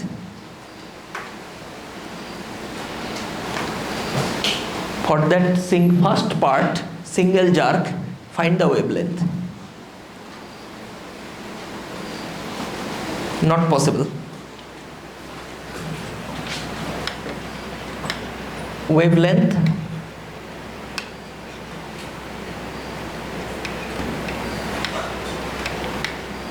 unknown. And once wavelength unknown, de Broglie's relation says that momentum is also unknown. Because if you don't know the wavelength, then you cannot calculate momentum, because momentum P equal to h by lambda. So momentum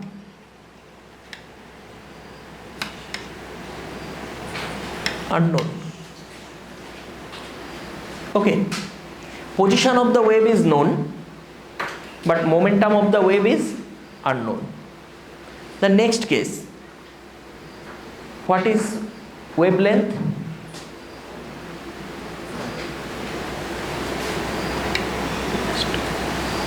This distance is wavelength, distance between two crests.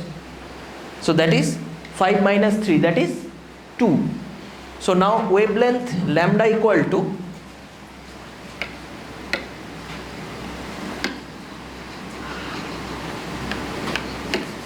lambda equal to 2 centimeter.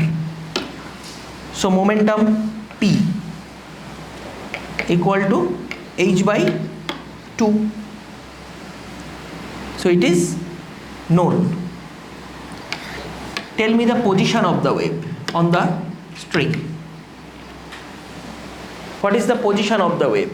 Where the pulse lies?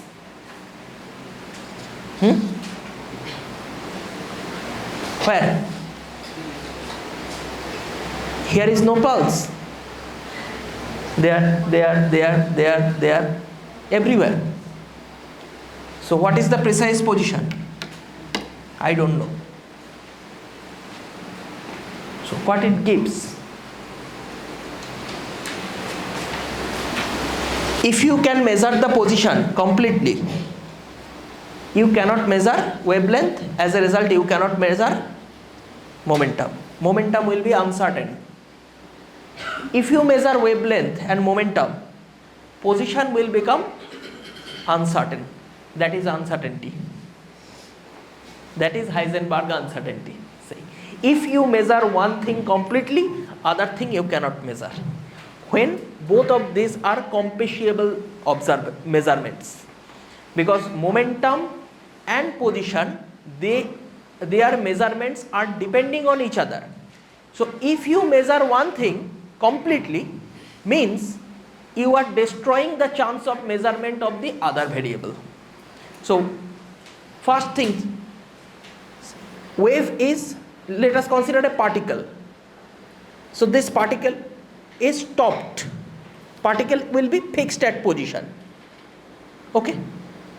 The not to say a particle, it's an object. It is fixed at a position x equal to 2. It is fixed means it is behaving like a particle. It has a definite position. So what is the wave behavior on it? Nothing. If it is not moving, then how can it be a wave? So once we fix the position of the pulse, it is just behaving like a particle. So wave behavior will be completely gone. If I consider a complete wave, I can measure momentum and wavelength because it is moving with a certain velocity. Then it is in entire motion. What is the position? I cannot say throughout. So it is not behaving like particle. So once you find any object to be completely like a particle, its all wave property will be destroyed.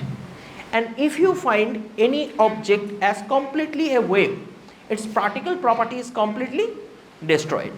But once in an intermediate state, when it is not performing any experiment, before that, both properties will be in the object.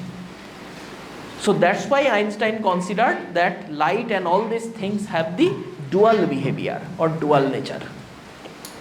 Both properties will be there. In one experiment, it will show any one of the property. And if you measure, Heisenberg says, if you measure any of the property completely, means if you consider light as particle, so you get light as particle, then wave behavior of the light will not be there at all. So if you do not measure anything, then there will be that minimum uncertainty. Beyond that uncertainty, you cannot precisely measure both of them simultaneously. Suppose a particle is moving.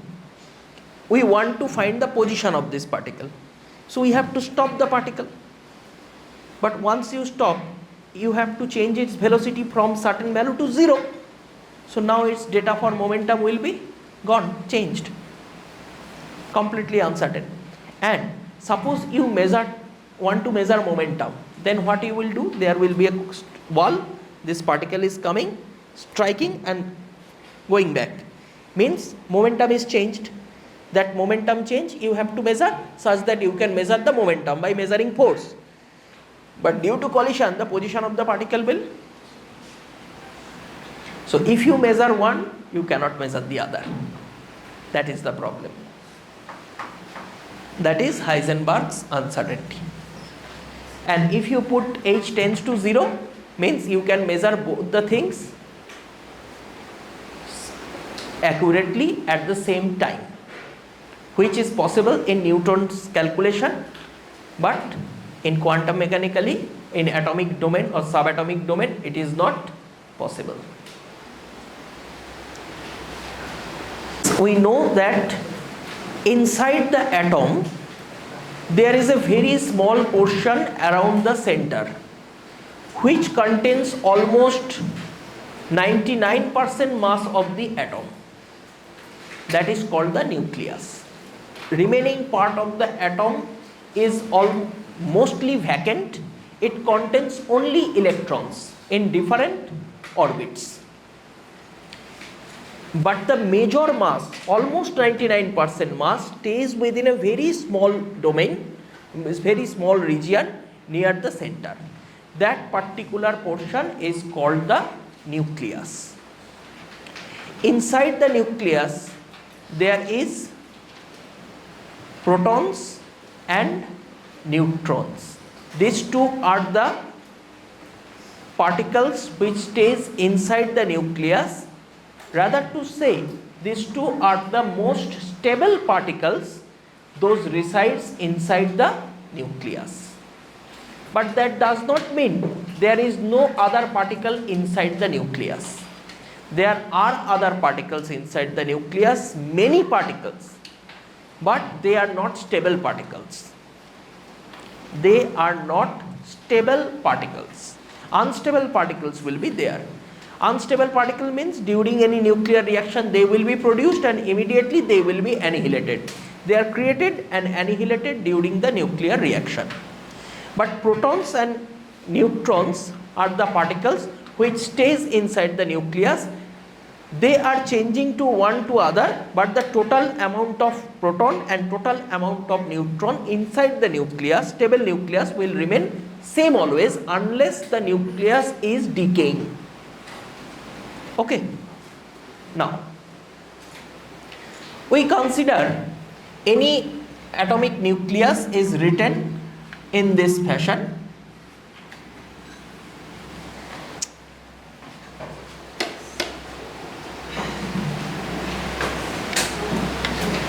ZXA, ZXA, where Z is denoting the nucleus, X is denoting the nucleus, Z represents the proton number, the atomic number called, and A represents the mass number, that is the total number of nucleons. Total number of nucleons. Nucleon means the sum of the stable particles inside the nucleus, that is number of neutrons plus number of protons. So we can consider that each proton has a mass mp and each neutron has a mass mn,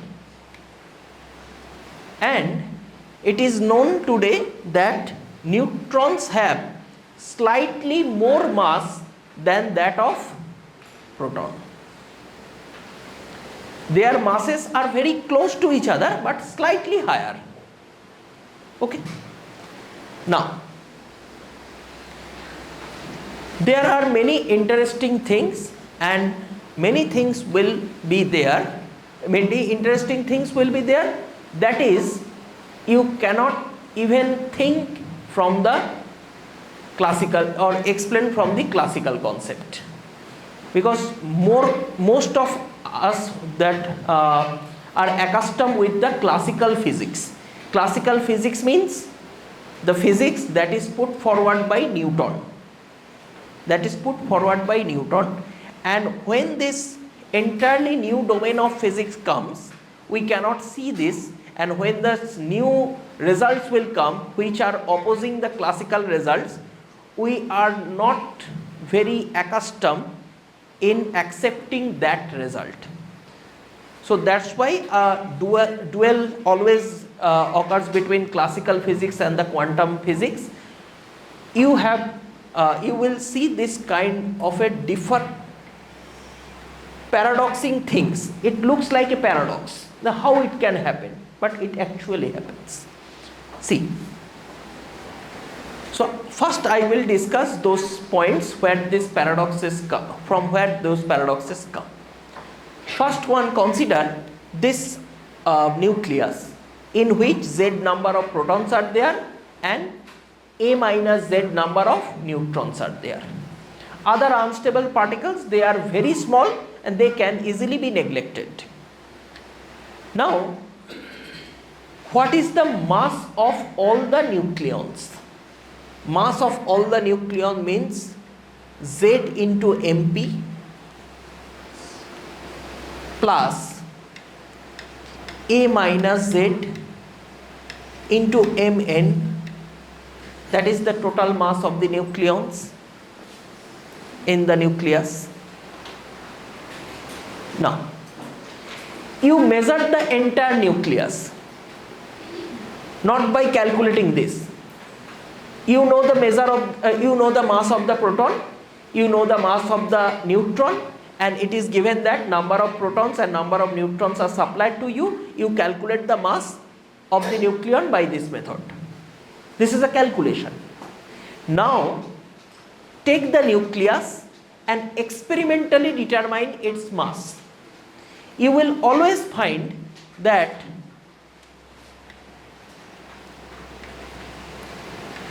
total mass of the nucleus, suppose m, and you will find that there is a difference, and total mass of the nucleus experimentally found is less than the mass of the nucleons.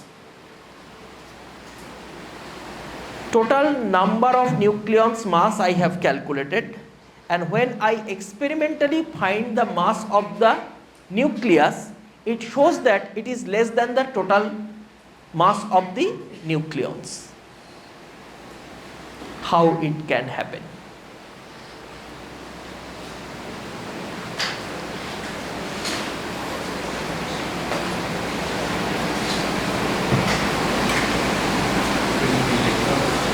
Because electrons inside the nucleus, there are no electrons. Yes? No, I am measuring only the nucleus. Electrons are already removed.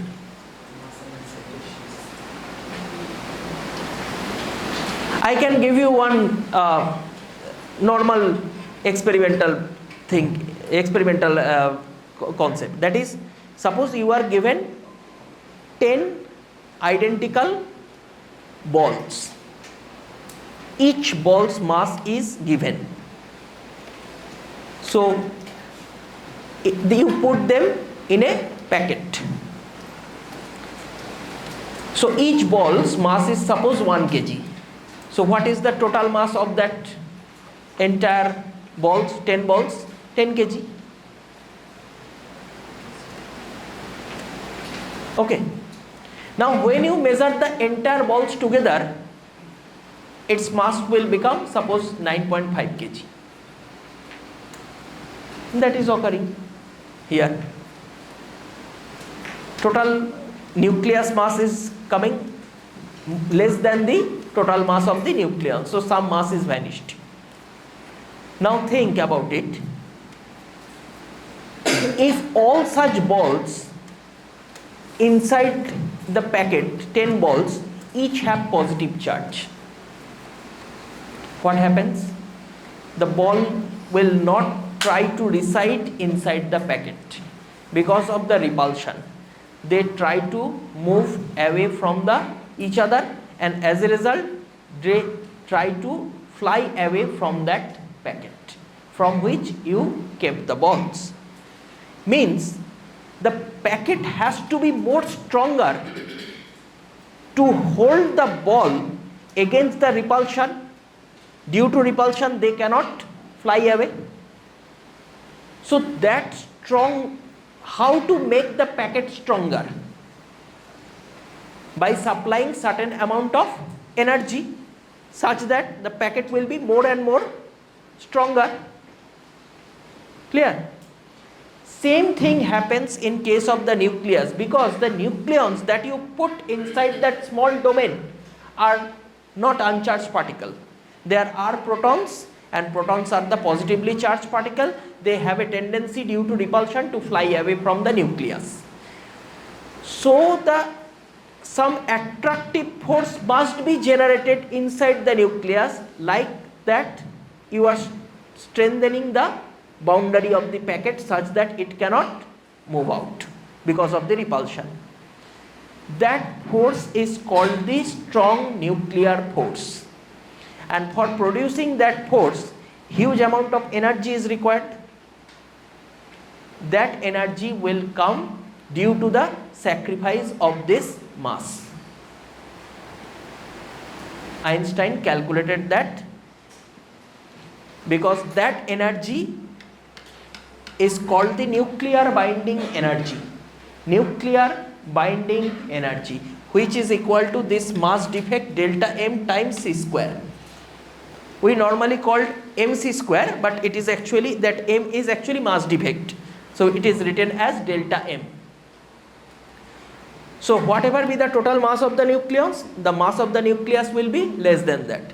That remaining, that difference of mass called the mass defect, because that mass is converted to energy via this equation. And see, because of the presence of c square, this energy is too much larger. C square means 9 into 10 to the power 16. So even if you consider how more small mass you can consider, suppose 1 milligram, suppose the mass defect is 1 milligram, how much energy is produced? 1 milligram means 10 to the power minus 3 gram, means 10 to the power minus 6 kilogram. So if you consider delta m equal to 10 to the power minus 6 kilogram, so it is still 9 into 10 to the power 10 joule. So mass defect is not even 1 milligram, it is much less than that. Still huge energy is produced because of this factor c square. Okay, now we know that energy is equivalent to work done. Energy is equivalent to work done. Now make a crude analysis. This is force, nuclear force, into, I have to consider the displacement. Force into displacement will be work done. Now when a nucleus breaks almost, then how much the proton has to travel from that nucleus, the radius of the nucleus, such that it will reach to the boundary of the nucleus. What is the nuclear radius? 10 to the power minus 15 meter, nearly 10 to the power minus 15 meter. So if I consider the displacement is 10 to the power minus 15, so force into displacement is work done, that is nearly delta m c square. So this F will become delta m c square divided by c. What happens? Minus 15. Now it is your delta m. C square means 9 into 10 to the power 16. So it will be into 9 into 10 to the power 31 if you measure this mass in kg. Now think, what is the factor? 10 to the power. So even if I consider very less than 1 milligram, just mass of a 1 atomic mass unit, very small, the mass of an electron, suppose this is the mass defect, still how much energy is produced?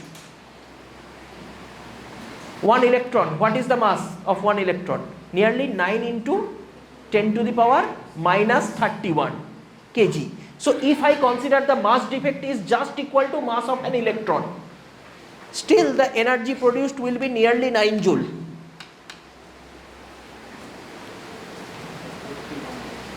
Sorry, 81 joule. 9 is there, one. It is nearly 81 joule if the mass defect equal to mass of an electron. Still it is this much, but mass defect is larger than the mass of the electron, much larger. So this force will be much more stronger. So not in joule, sorry, this one is force unit.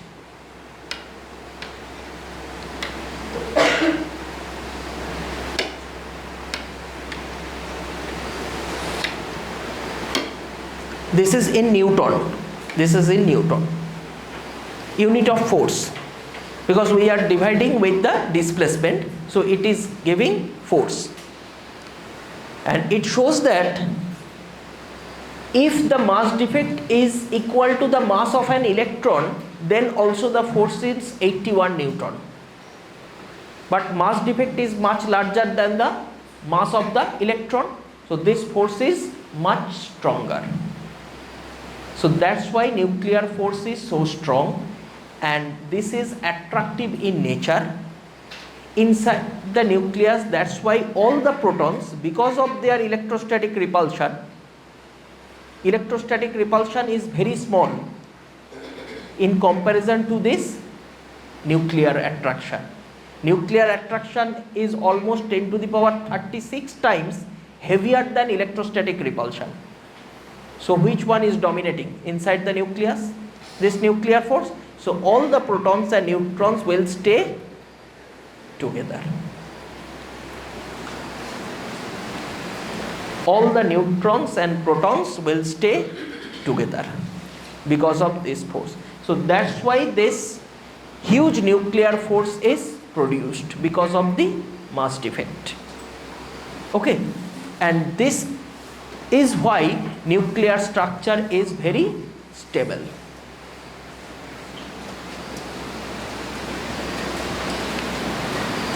Because if you try to break the nucleus, then you have to do work against this force. Then only you can break the nucleus. But the humans are much more smarter. They are doing some other things to break the nucleus and free this energy to destroy the other countries. To free this huge energy to destroy the other countries by preparing atom bomb. Okay. Now, there is a problem with this nuclear force. This is very strong, but its territory is very small, within that 10 to the power minus 15 meter. That means it is a king, but within that small domain.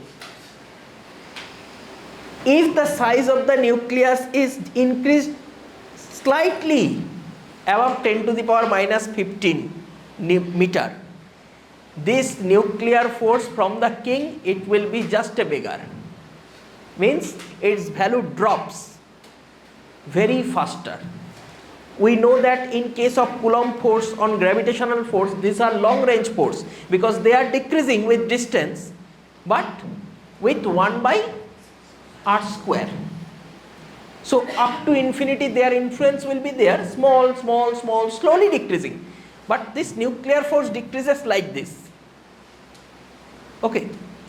So if we consider the power of the gravitational force or power of the Coulomb force, it is decreasing like this. Suppose 1, 1 by 4, 1 by 8, 1 by 16, like this. But nuclear force, suppose it is initially huge, 1 crore, increase slightly, it becomes almost 0, gone.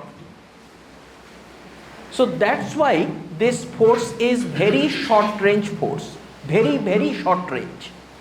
Okay. So somehow, if we increase the size of the nucleus, then this force will be automatically vanished and that energy can be released. Human utilizes that technique, that they not try to release this energy within that 10 to the power minus 15 meter, because within that 10 to the power minus 15 meter, if you have to make the nuclear force 0, then you have to apply that much of force such that the net force will become 0. So that is almost impossible. So we will try to increase the size of the nucleus beyond 10 to the power minus 15. Then automatically this force comes to 0 and that entire energy will come out. That is the mechanism, okay, to release the nuclear energy. Now, first we will discuss that from this there is a binding energy. This one we consider that this is called the nuclear binding energy. I want to plot a graph of nuclear binding energy versus nucleon number, means mass number. With mass number I want to plot a graph of binding energy. Rather, I want to plot this one, E by A proportional to E by A versus A.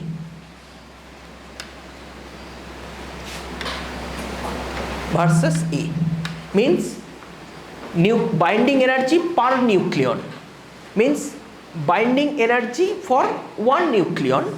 That suppose a material nucleus is there and total binding energy is something E, and there are suppose 50 nucleons. So E by 50 will be the binding energy per nucleons will share. So that binding energy per nucleon versus mass number, that graph I want to plot. And this graph will show a peculiar structure.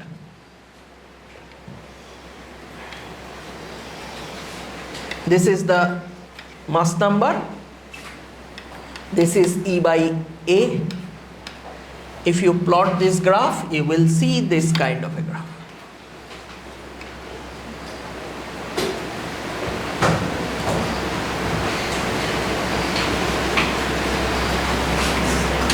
Like this.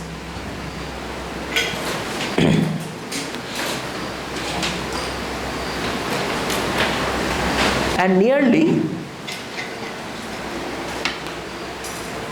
this, you will find the mass number to be 50.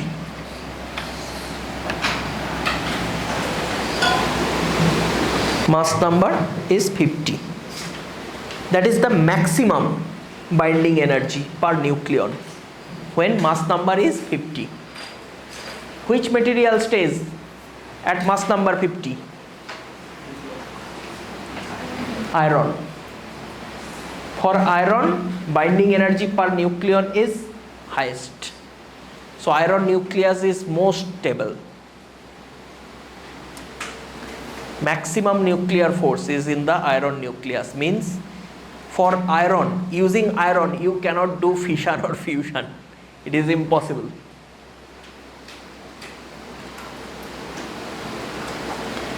Most stable nucleus is the iron nucleus, because per nucleon's binding energy higher means the binding is too strong. You cannot separate the protons or neutrons from the iron nucleus by breaking it. Impossible task. Okay. Now, the other parts of the graph we have to discuss. See, in this side, that is on the higher mass number element, are on this side. Higher mass number element means which belongs here?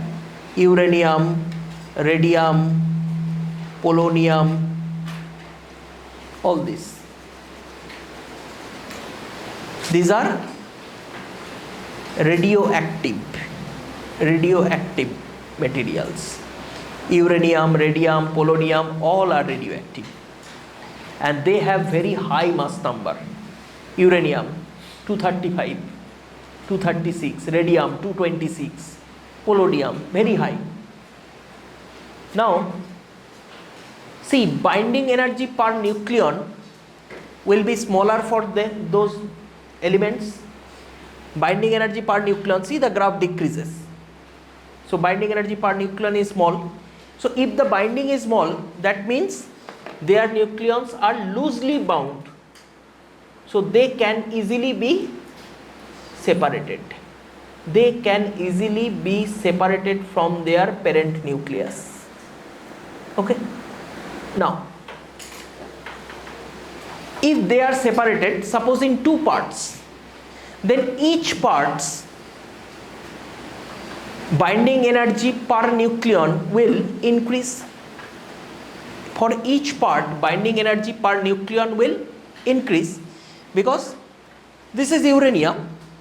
Now it is split into two parts. One is suppose krypton, another is suppose barium.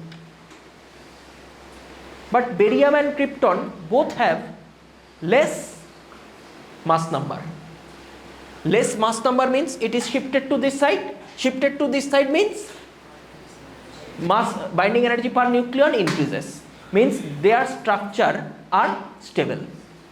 Means once you take a uranium like material for which the binding energy per nucleon is very high, they are unstable, and if they split into two parts, both parts will have the stability, because both parts mass number are moving towards the iron structure, and if it is going towards the iron structure, it will be more stable.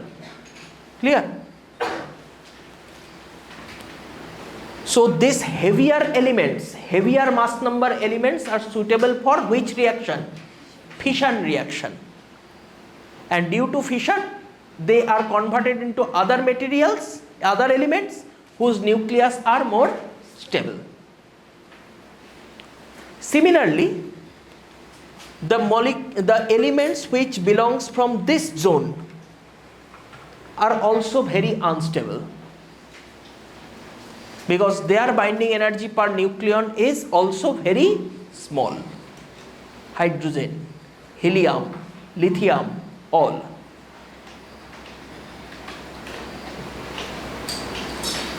Okay, their binding energy per nucleon is also very small.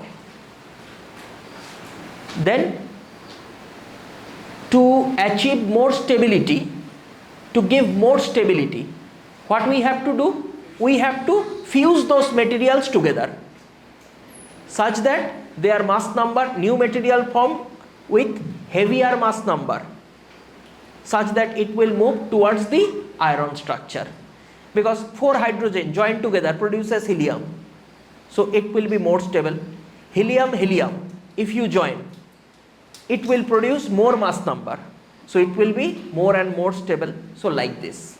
So fusion of these lighter materials will produce more stability, and it will not be radioactive.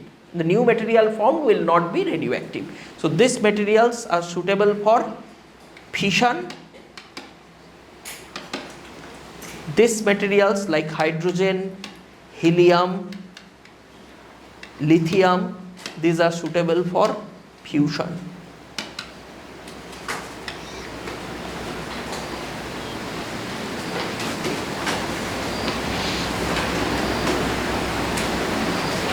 Okay.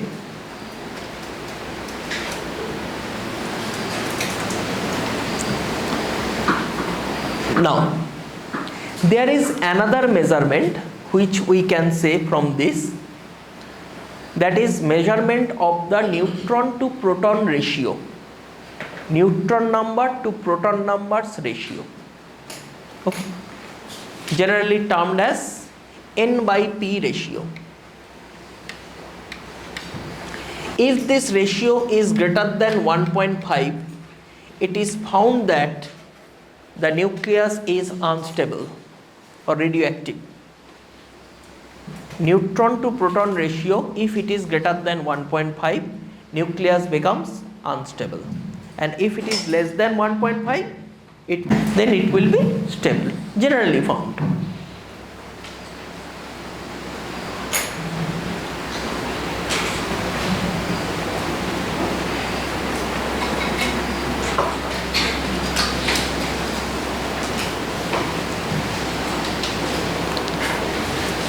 Now,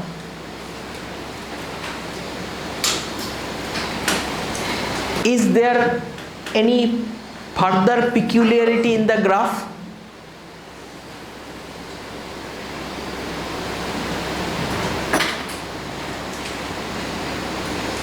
Any further peculiarity in the graph?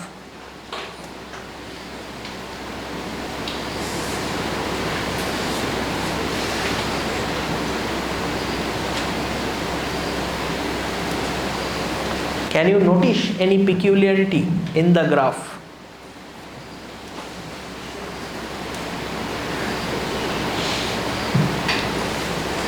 There are peculiarities in the graph.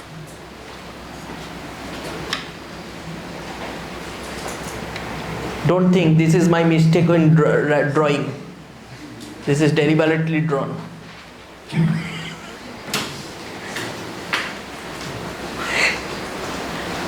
These kings deliberately drawn. These kings are very problematic and which cannot be properly explained by the classical result, normal graph. See, corresponding to these kings, there are some elements having some particular mass number. Those particular mass numbers are named as magic numbers. Magic numbers. What happens in magic?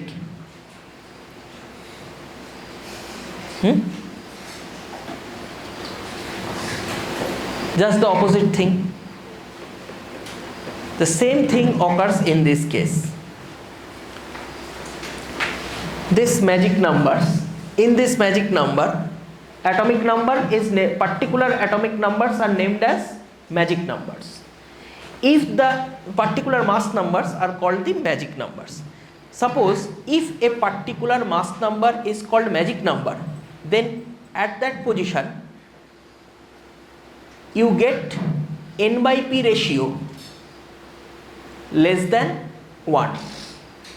n by p ratio greater than 1. n by p ratio greater than 1 at all those mass numbers which are named as magic numbers. So n by p ratio greater than 1 means the nucleus will be unstable, but to the contrary, like a magic, this will be highly stable. This will be highly stable. That's why these numbers are called magic numbers. Okay, remember only these things, that if any mass number is denoted as magic numbers, then even if n by p ratio is greater than 1, that nucleus will not be radioactive or not be very unstable, rather it will be highly stable. This is a peculiar thing which cannot be explained without any quantum mechanical calculation. So quantum mechanical calculation is not possible to solve yet in this class. So you have to remember only these things, that if there is magic number, immediately in the option if you find magic number, write nucleus is highly stable. Even if n by p ratio does not support that, it supports that n by p ratio is highly greater than 1, but it shows this peculiarity. Okay, so this is one of the exception from this rule of the graph, which cannot be explained without any quantum mechanical calculation. Okay, now Normally what we will do, suppose for any element NYP ratio is slightly less than 1.5, nucleus is stable, and from outside we are bombarding a slow moving neutron, very slow moving neutron. Why not a slow moving proton?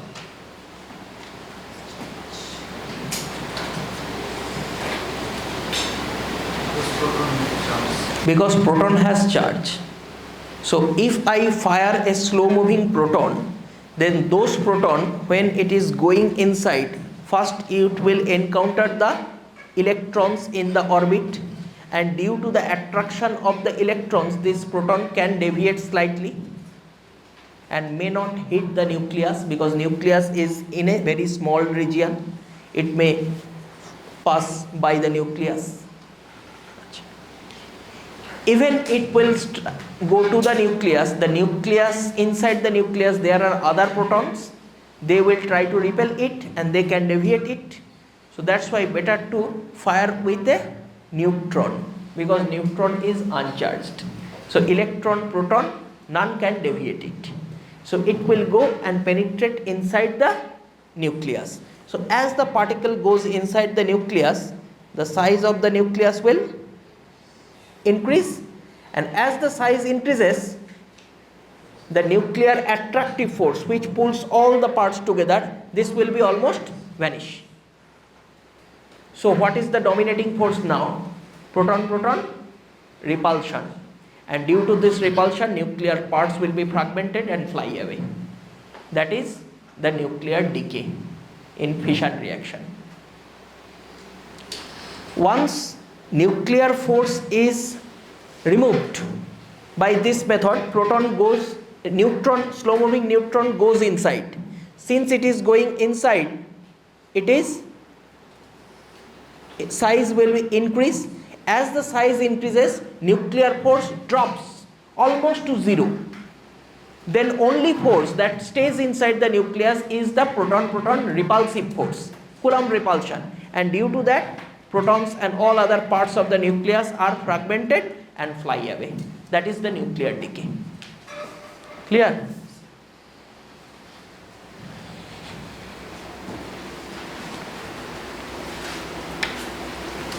Now,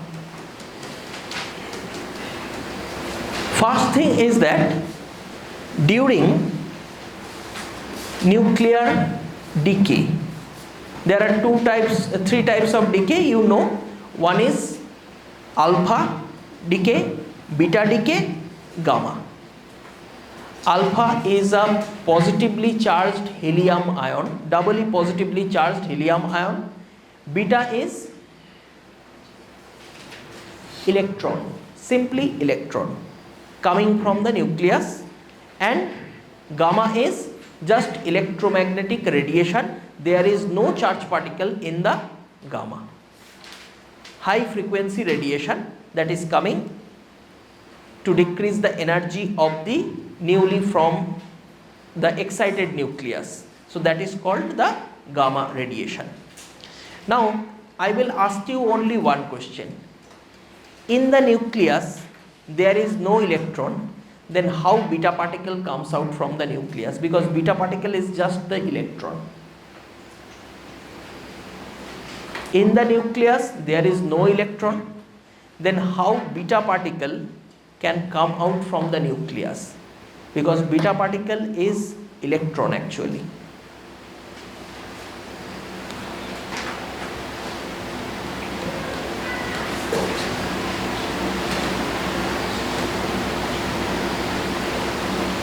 There are only two stable particles in the nucleus. One is a proton, another is neutron. Proton is charged, neutron is uncharged.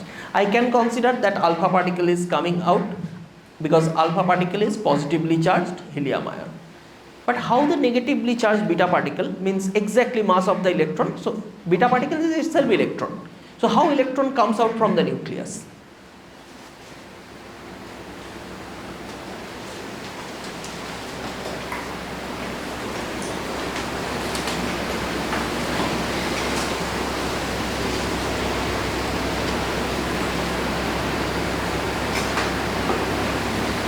Think about it and tell me the answer.